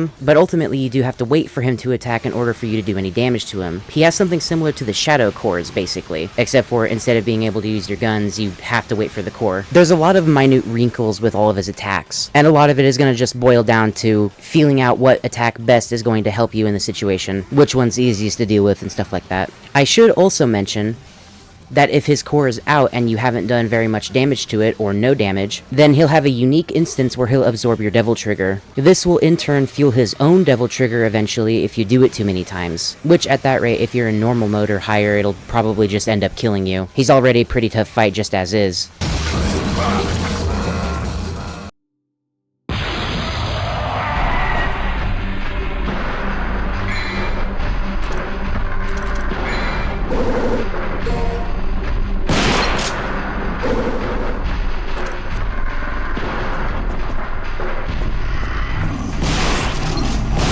So yeah, here's what his alternate dimension attack looks like. Anytime he gets this attack off, you'll always be met with Sargassos first. And then in each of his appearances, he'll change the boss that you're forced to fight in here in order of their appearances throughout the playthrough. They have all of their old attacks, but with drastically lower health bars.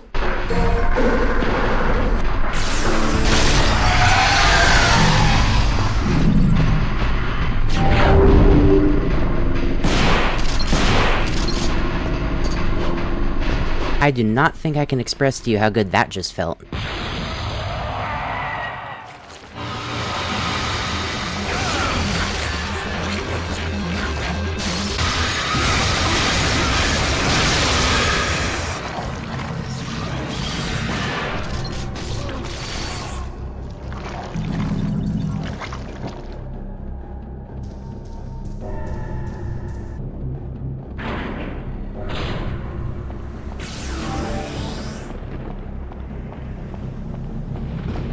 Big bridge, but now it's at nighttime.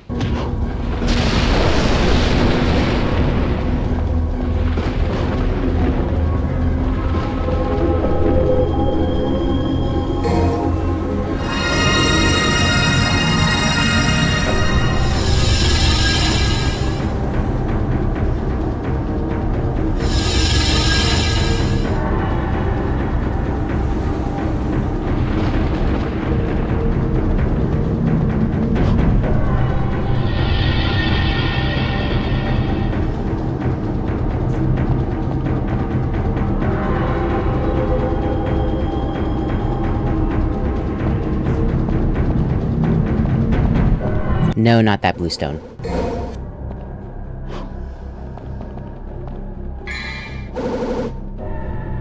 Nice. I almost forgot about these ones. They're super rare and super expensive. At least relatively speaking if you buy them from the shop. But I'm sure you can tell they're super useful in a pinch.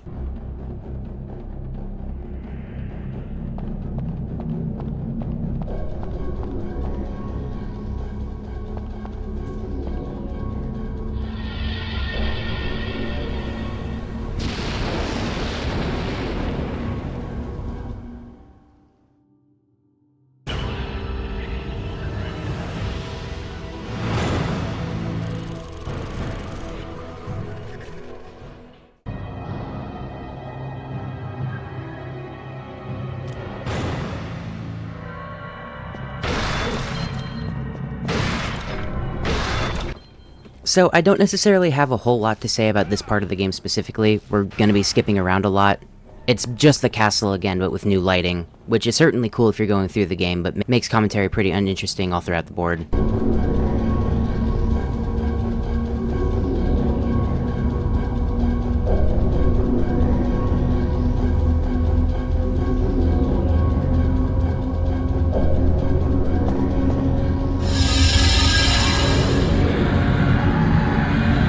So in this section of the game, we have to basically use these mirror portal things to navigate the castle now. A lot of the doors are locked or just simply don't exist anymore, which all in all works for me just because I don't exactly want to go through the entire castle again. But it can make navigation kind of confusing if you don't immediately remember where these places go.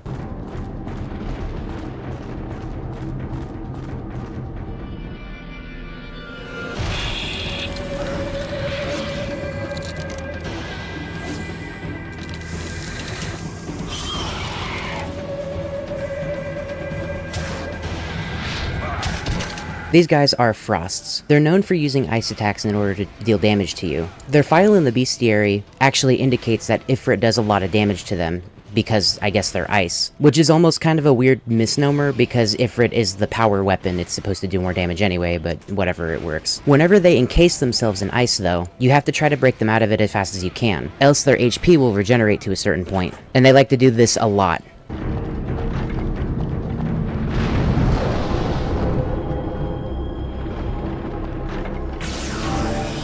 And now time for the weirdest puzzle in DMC1. Not because of its solution, but just because, well, look at it.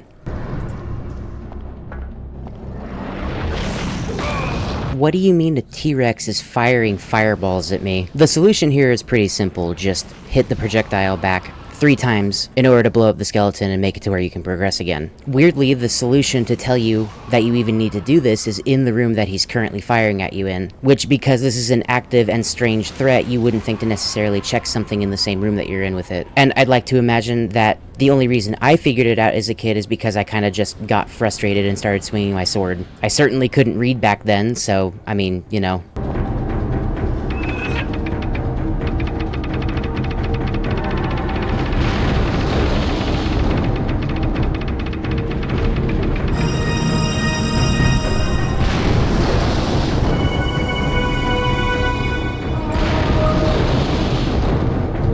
Neat. Also, yeah, here's the hint for this room.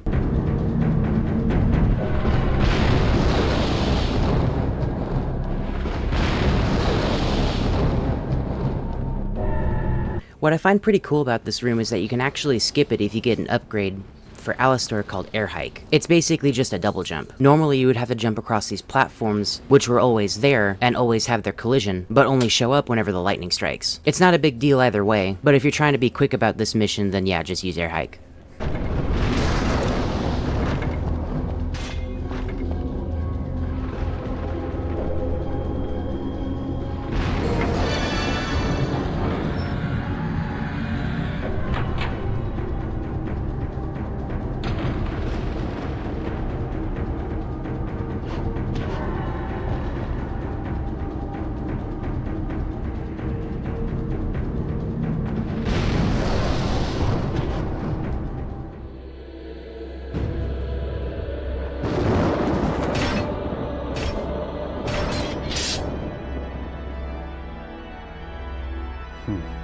A man with guts and honor. I like that. But it's a shame you serve Mundus.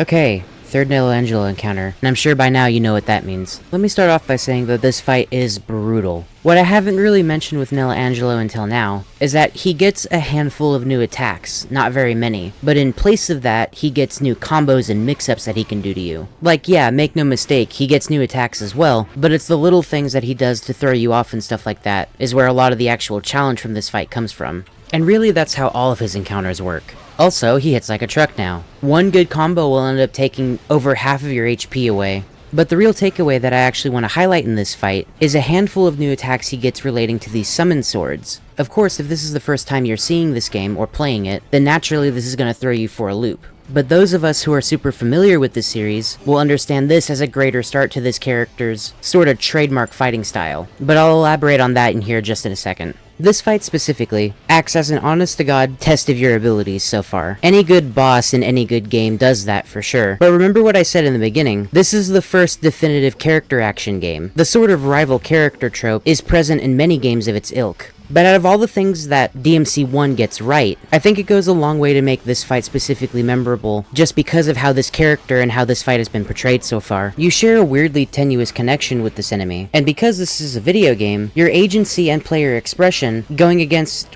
what is essentially a dark reflection of your capabilities means that you basically have an even one-on-one fight with this guy. It's because of this fight, way back whenever I played the game for the first time, that I sort of make it a rule for myself to not use any item in a character action game where it's sort of framed as a duel. Unless, of course, they somehow use items too. They don't get to, so why would I? This same little weird thing that I do ended up evolving into my first playthrough of Dark Souls and how I kind of relate Dark Souls nowadays anyway. Basically, anytime I go through a duel NPC or player, I opt not to heal unless the other person does it first, which I know is commonplace for that game specifically, rather that series I guess, but I wouldn't have inclined for that to be my default if it wasn't for this game, and I don't know, it's just one of those things that makes this a particularly memorable fight for me, and to many others as well.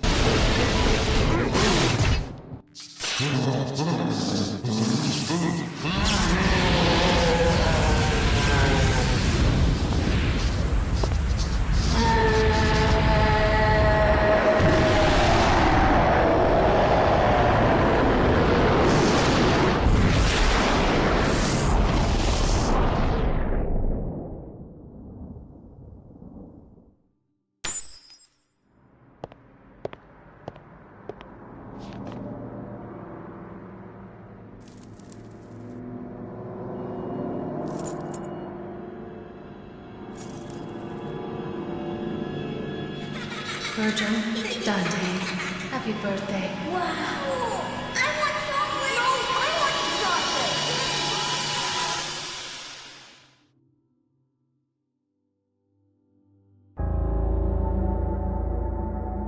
Trish, Virgil has been defeated. You know what you must do.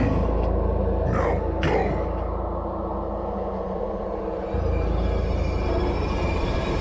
Yes, Master.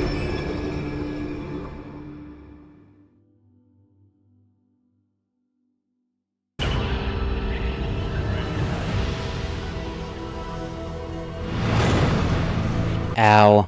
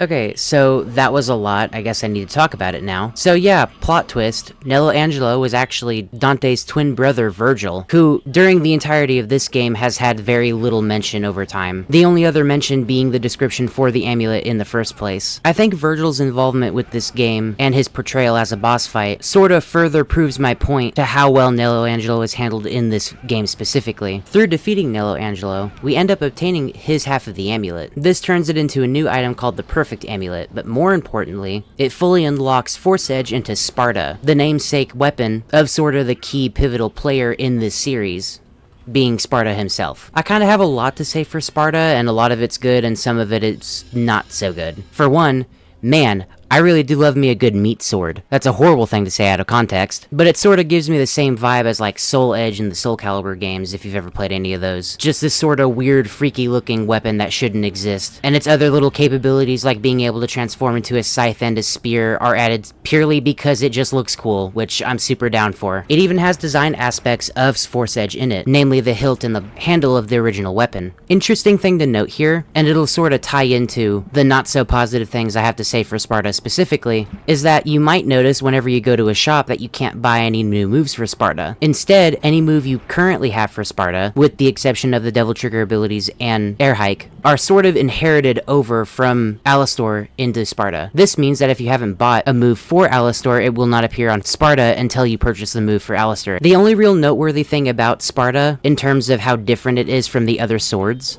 is that it does do more damage. That, and then also the attacks you use, depending on what they are, will actually change the weapon to its spear form or scythe form respectively. Things like Stinger will make it go into the spear form and give you a lot more extra reach, which is pretty cool. But in terms of its usefulness, especially on the more survival side, if you're in danger or something, I don't end up using Sparta very much, and namely, that's because there's no Devil Trigger for it. There's not really any explanation for this, but nonetheless it kinda hurts the weapon. Essentially, this means that it's something that you mess around with for maybe a minute or two and then go back to Alastor or Ifrit just because they have the ability to heal you. And yeah, that'll wrap up the Sparta segment for now, but don't worry, we will get back to Sparta here in a little bit, just not right now.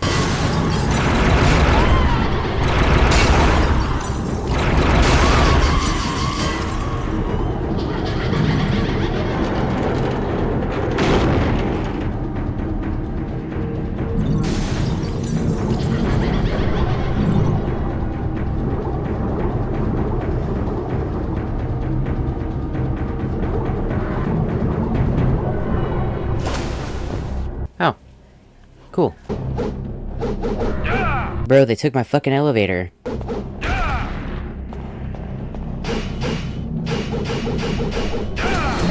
And they replaced it with water. I'm just kidding, it's fine.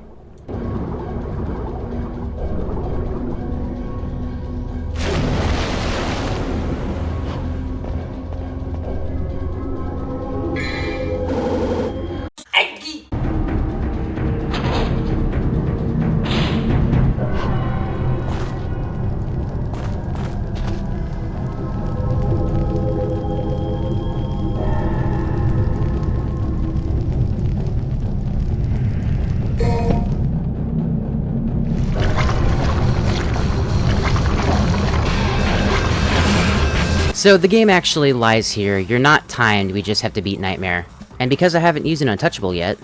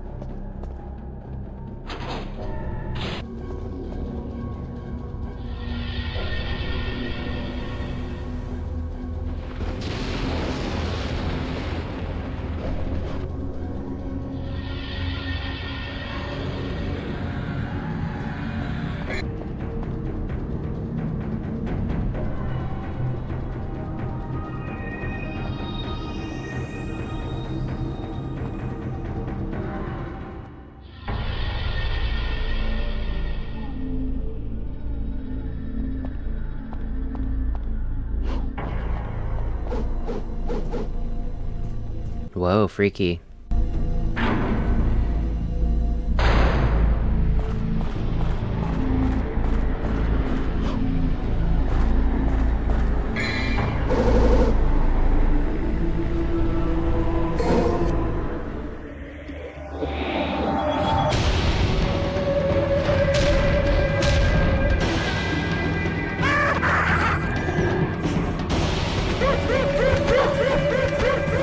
Yeah, so these little shits are called nobodies. We won't see them for very long. Nope, hold on a sec.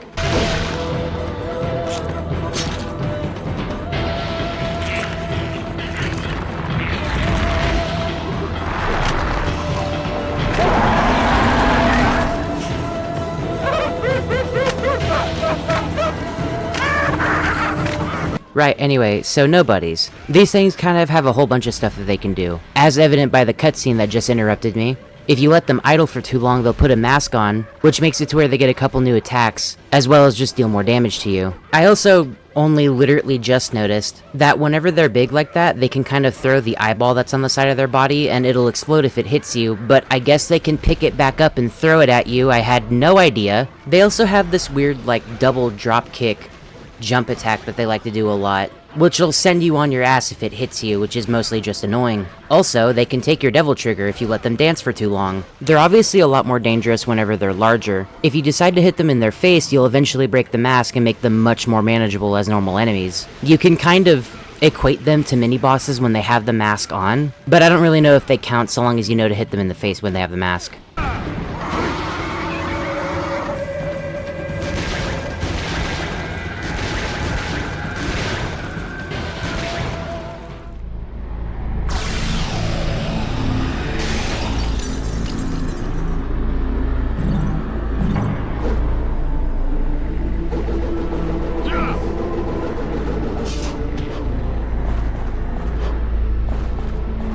Yeah, no, so this area is absolutely awesome. It kinda sucks you don't see it for very long. Like, look at the skybox, it's just this crazy swirling vortex of I don't know what's going on. The music here is unique, and even the battle theme only plays the one time, but it's completely different to the rest of the game. I really don't know what the intention here was, other than having just a particularly weird standout moment at the very end of the game. But there is a big part of me that wish it lasted just a little longer.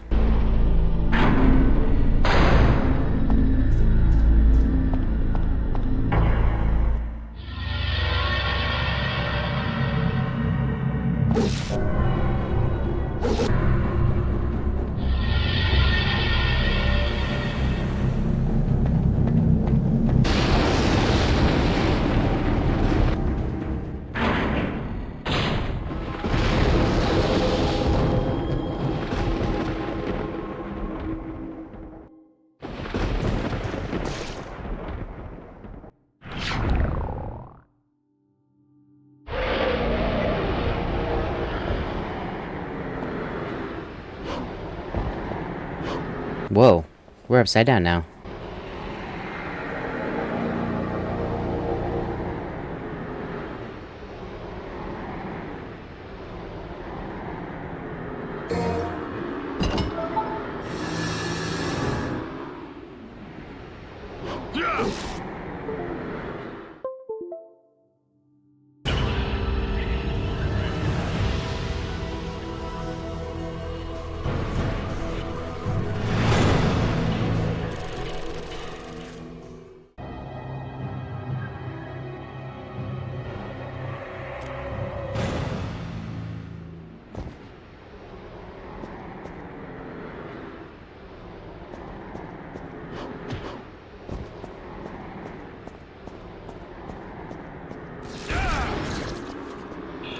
Okay, so... Welcome to hell! I know, wrong game, we'll get to it later. This area is kinda neat in a grotesque sort of way. A lot of weird fleshy walls and bones everywhere, you have to cut the doors open to open them. Every time I go through here, it kind of reminds me of the underworld in God of War 1 of all things, which, supposedly, God of War was inspired by DMC 1, and if that's the case, then this checks out. There's all kinds of weird stuff here.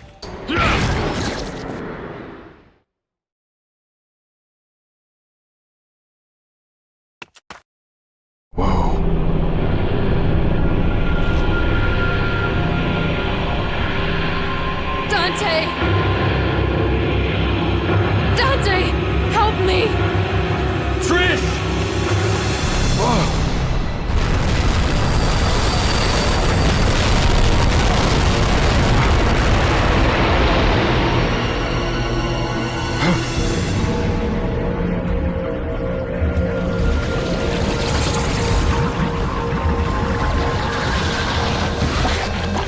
Trish, stay back!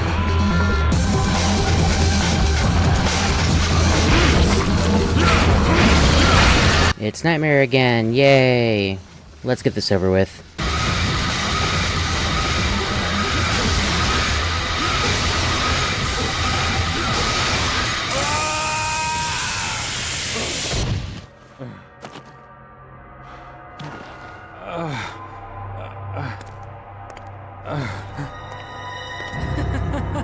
You fool!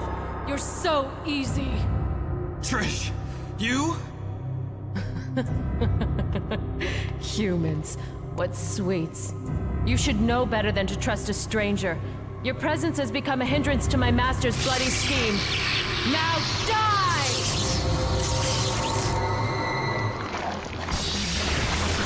Right, so little thing, but Trish betrays you here. She adds an extra little fold to this fight by basically firing lightning at you intermittently. It does do some damage, but mostly the issue comes in removing your position, forcing you to move in inopportune areas and such.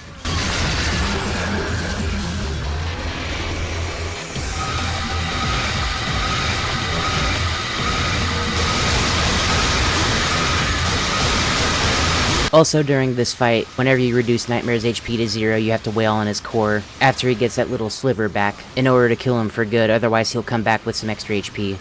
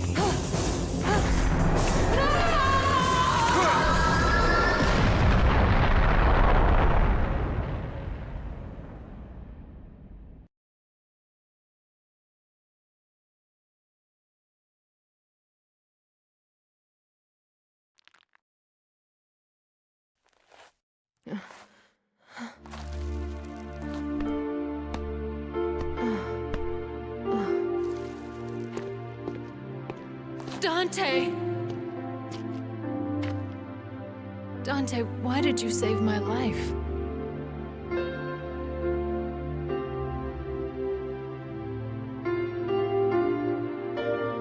Because you look like my mother. Now get out of my sight. The next time we meet, it won't be like this.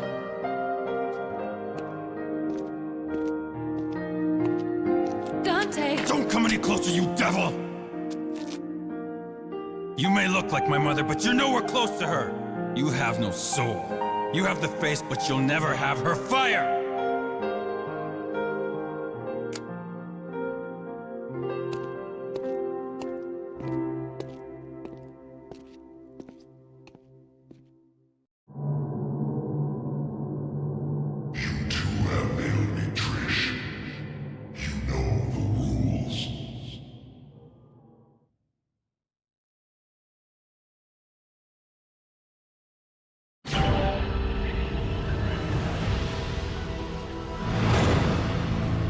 I just want to say for the record, that fight kicked my ass. I don't think I like Nightmare very much.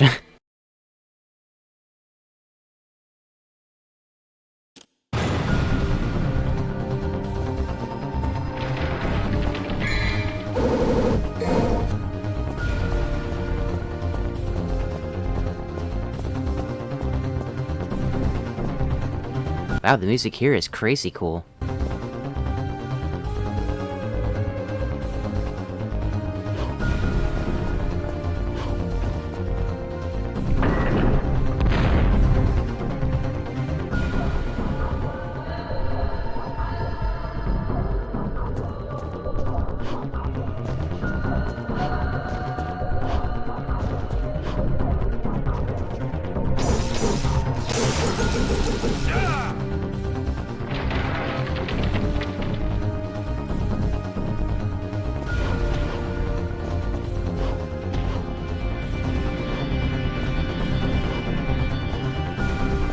I like the big demon door with all the demon hands, that's really cool.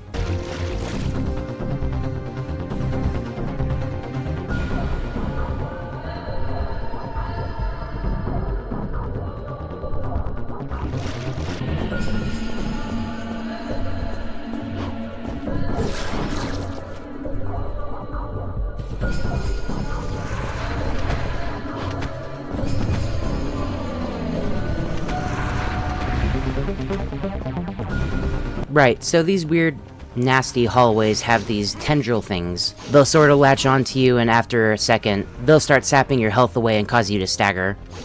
Just slash them away with any one of your swords. Don't punch them with Ifrit, though, that doesn't work.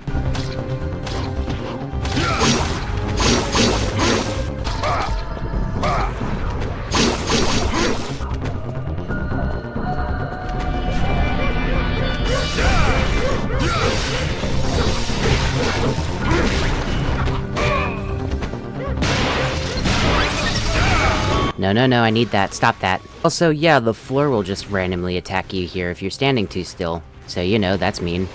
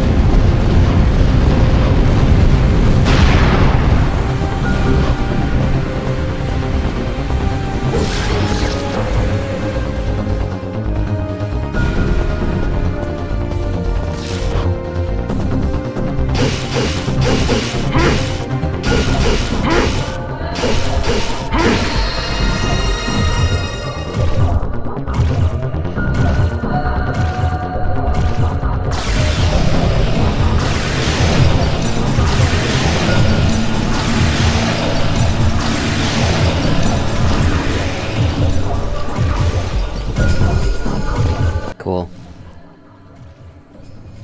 I wish they would do that more in other games.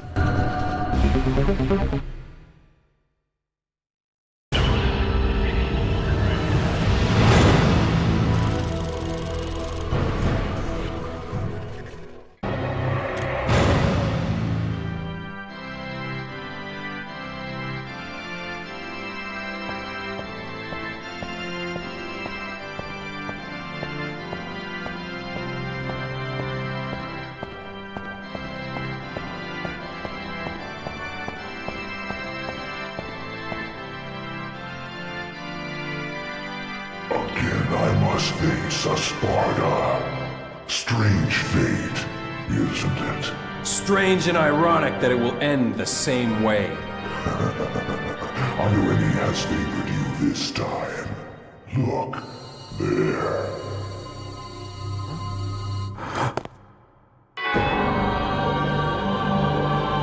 Trish! Don't even think about it. Blink. She dies. You!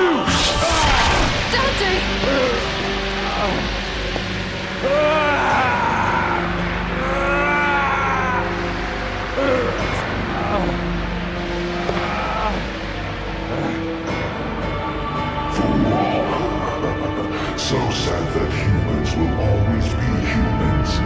No more. Has the Spartan blood been spoiled over the ages? Now, die! Trish!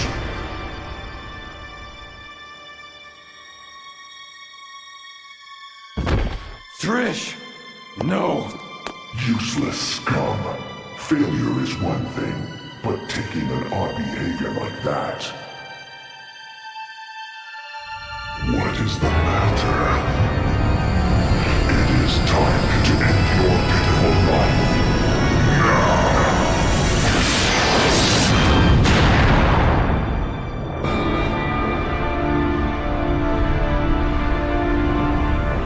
How much longer are you going to keep zapping? Come out and show yourself, Mundus!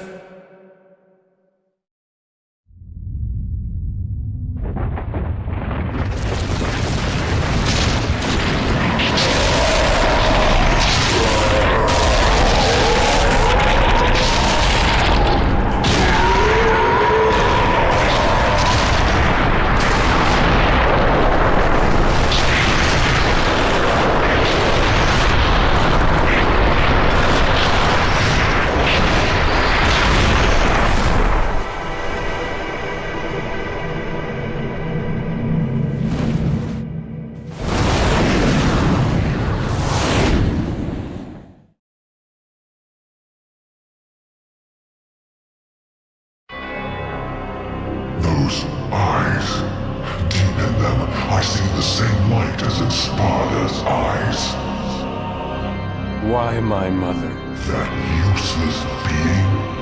If you need a mother, I can create it. As many as you want. Just like I created Trish. Silence!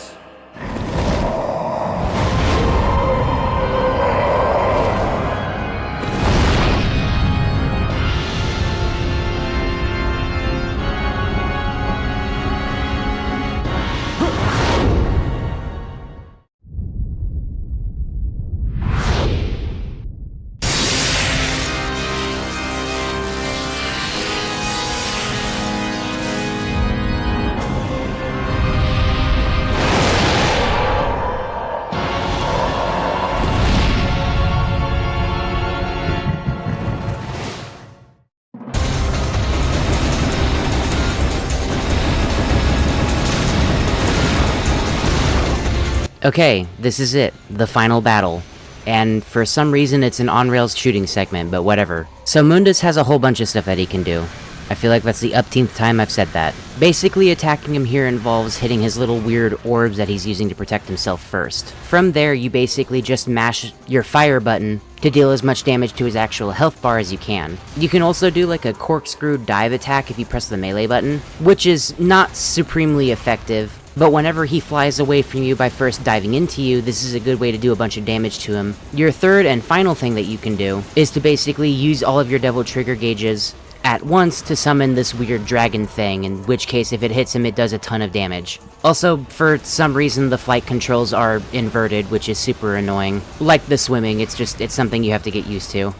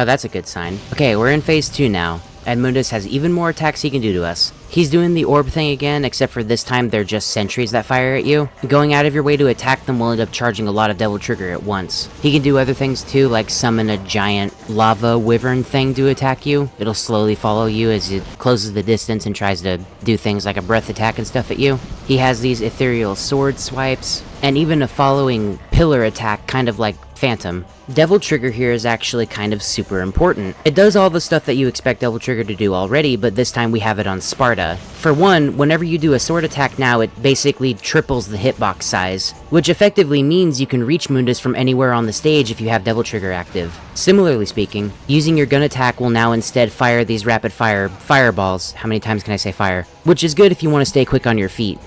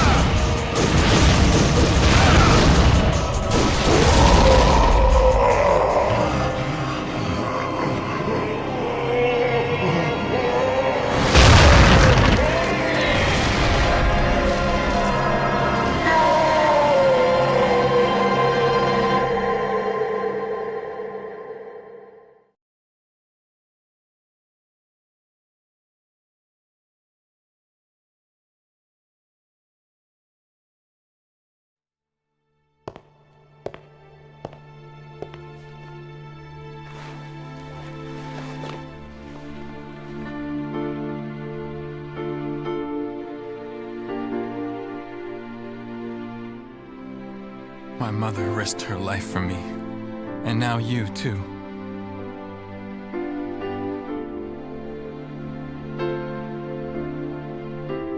I should have saved you.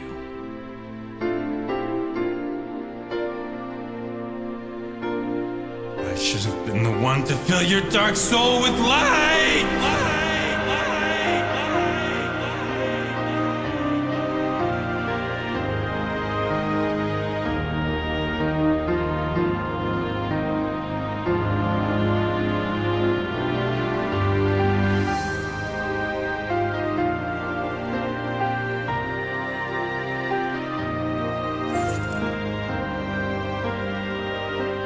This was my mother's. Now I'm giving it to you.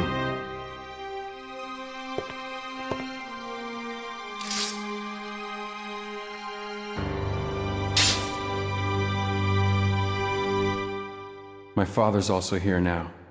Rest in peace.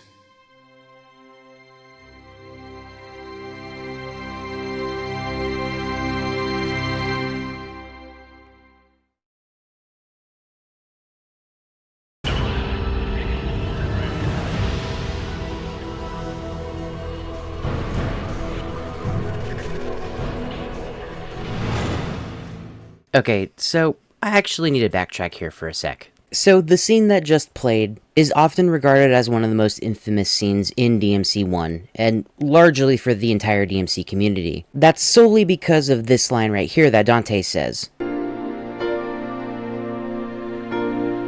should have been the one to fill your dark soul with light! This line is specifically weird, ugly, stilted, and kind of ham-fisted. So it makes sense to make fun of, so why do I have an issue with it? Primarily, the entire game is like that. This is supposed to be an emotional moment that's done kinda sloppily, but in the same way that the rest of the Resident Evil games are. Or at least, all the early ones. The writing in Resident Evil, early or not, is best described as a B-movie action horror thing. And specifically in regards to DMC1, the sort of through line for the tone is a lot of the same thing. This entire series is known for being kind of silly in the best of cases. A lot of people in the DMC community just likes to make fun of this scene in specific, and I think I'm just kind of tired of it. And I know I'm making this a bigger deal than it actually is. People make fun of it because they like the game, because they like this cutscene and they think it's funny. And you're certainly allowed to think like that. I just have to ask, why does it have to be this cutscene? Like, it just makes me sad, because the one time the game actually wants to put its heart out there in a really ugly, sorta really heartfelt way, people make fun of it. In fact, if you're looking hard enough, you can find instances like this in basically every one of the DMC games. For example, We are the sons of Sparta. Within each of us flows his blood. But more importantly, his soul!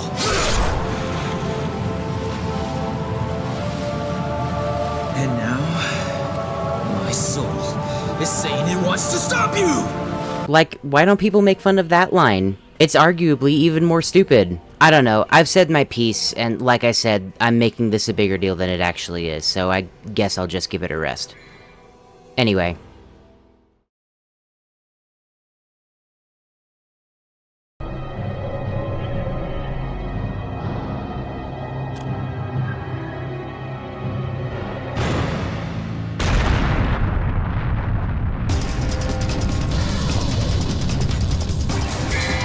Okay, so two things here. One, we don't have Sparta anymore. Shit. You can't use Devil Trigger with it anyway, so it's whatever, but I mean, kinda sucks that we lost it. The other thing, we're actually timed this time. Sorta as a result of this, if you end up dying for any reason during this section, it'll restart you back to the beginning of the mission, whether or not you have yellow orbs. We can't necessarily afford to take any enemies here, so only fight the ones that you're forced to.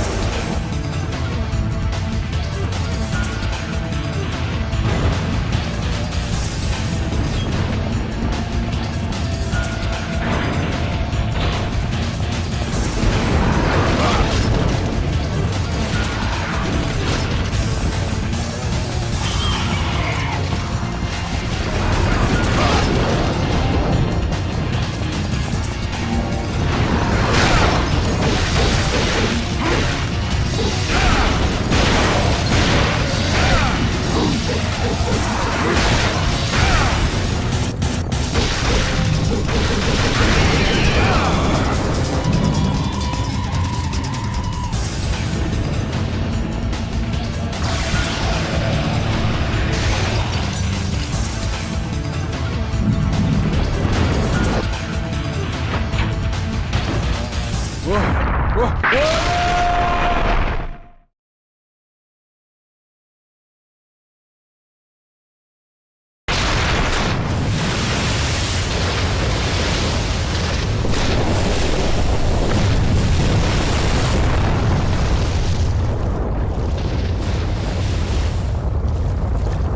Okay, so sorry to interrupt here, y'all. We have something of a photosensitivity warning coming up right now. There's another one later on as well. So go ahead and look away from the screen if you are photosensitive, and you're safe to look back whenever the character starts speaking again.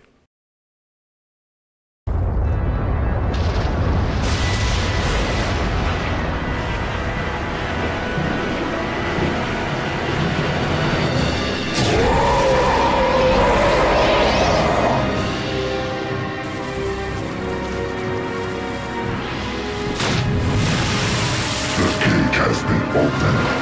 Dante, you are not getting away. This is where you will die. I'm not going anywhere! Besides, there's no place to go! Look around! This'll be your burial ground as well!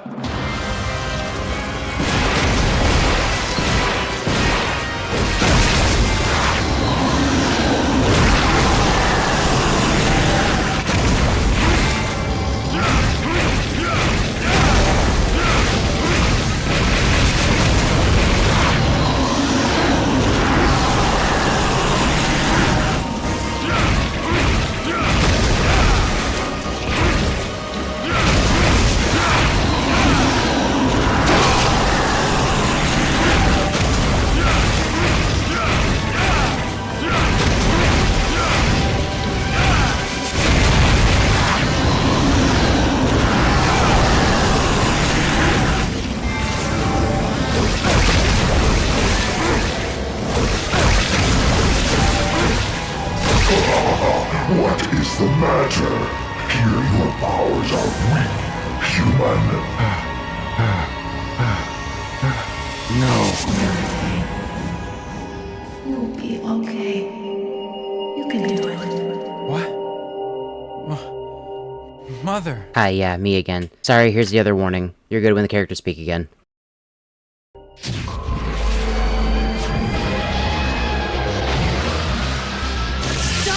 Use my power! Trish!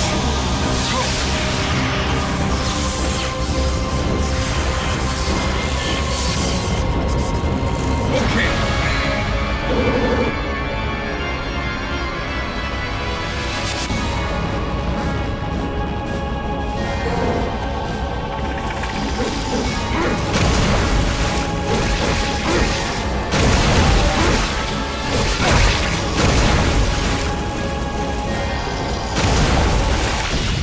It looks like we have a winner.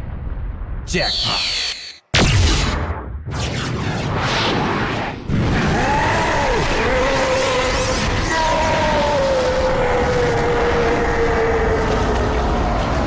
Dante, I will return, and I will rule this world!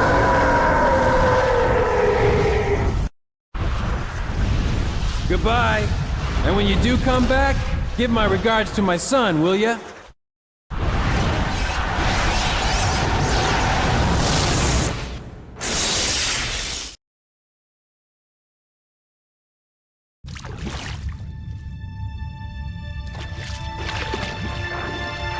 Trish! Dante.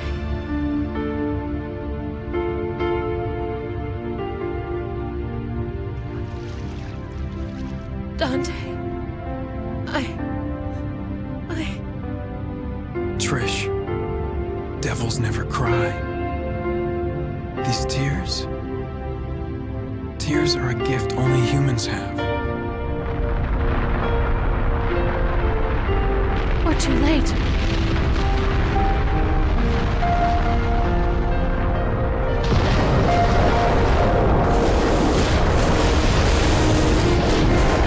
No, Trish, it's never too late.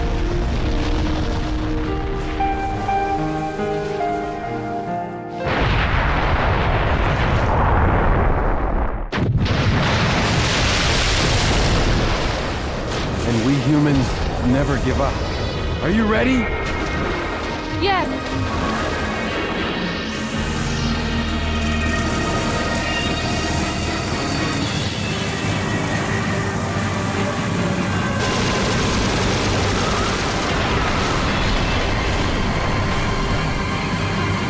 Let's rock!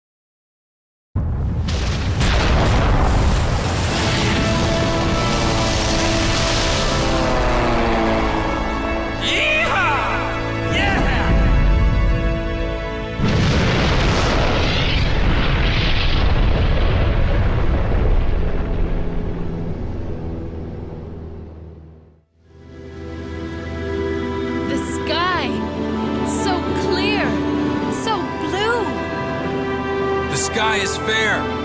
It'll always be above everyone's head, no different. Like the sky. I feel like my heart is becoming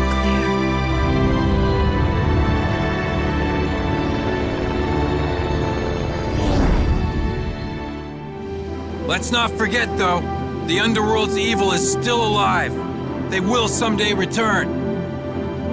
There's no need to worry, right? 'Cause the world has the legendary Dark Knight Dante. And his sidekick.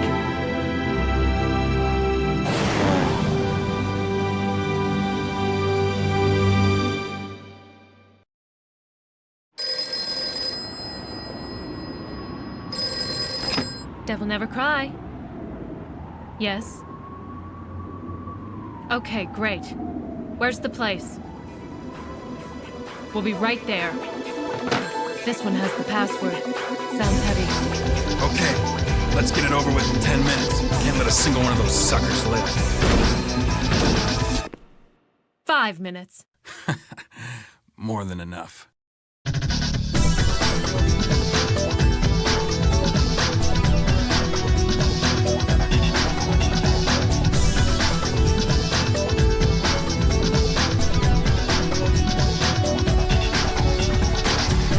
Okay, and that's it. That's DMC1, the beginning of a series that had a niche following and eventually grew into something of a household name for the character action genre.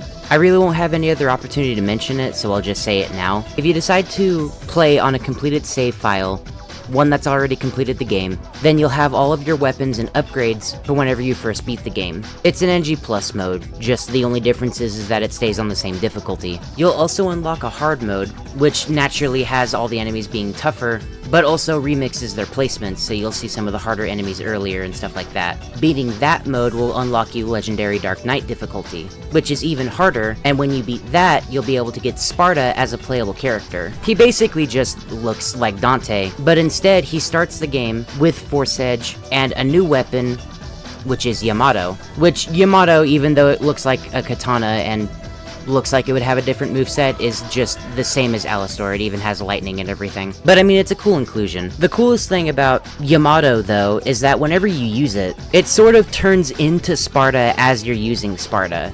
And it even gives you the Sparta DT in the Mundus fight, but you get to use it across the whole game, which is cool. Hi, sorry, me again. I actually got this super wrong. As it turns out, the only time you can actually use the Sparta DT is whenever you're fighting Mundus. What I was actually seeing was footage of old Game Shark codes being used on OG PS2 hardware, which basically just gives you debug options, and one of them is being able to use the Sparta DT anywhere you want.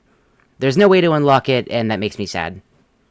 Okay, anyway. He also still gets access to Ifrit whenever you find that. Also, exclusive to the re-releases of DMC1, there is another difficulty option called Dante Must Die. This is a super hard difficulty, with further harder to kill enemies, and even more aggressive placement in the harder enemies in earlier areas. Beating that mode will net you Super Dante, which is a Dante that has infinite Devil Trigger. Using the Nightmare Beta will now consume no ammo, so it could be functionally seen as the best weapon in the game if you're using Super Dante. Although, that being said, if you're using Super Dante, you're gonna be in Devil Trigger all the time anyway, so whatever. I'm also just fresh off of losing my fucking mind just now, because as it turns out, there's a usable item I never even found and have seen nobody talk about. This item is called the Bangle of Time. Basically, whenever you use it, it freezes time for everything except for Dante. It consumes Devil Trigger in order to do this, but being in Super Dante, it doesn't consume any Devil Trigger. As the series goes on, they'll have these little time stop mechanics in other weird little ways. Ones that are better implemented, go figure. But it's just weird to see some sort of evolution of that in this game, especially because, again, this is the first time that I've seen it. You also get it from a secret mission, and like I said before, I haven't completed all the secret missions in DMC1, so that explains why I haven't found it. But yeah, I think that's all I functionally have to say for Devil May Cry 1. The weird Resident Evil 4 Splinter that became its own series, that not only became important to me, but to hundreds of thousands of other people as well. I want to take this opportunity to get just a little sappy with y'all. I've had this YouTube account for 12 years. I've been sort of off and on it, trying to make content for as long as I can, and ultimately falling short just because I couldn't keep a schedule, or I was too busy, or I was just disinterested in what I was making. I'm hoping now, though, that I found my niche.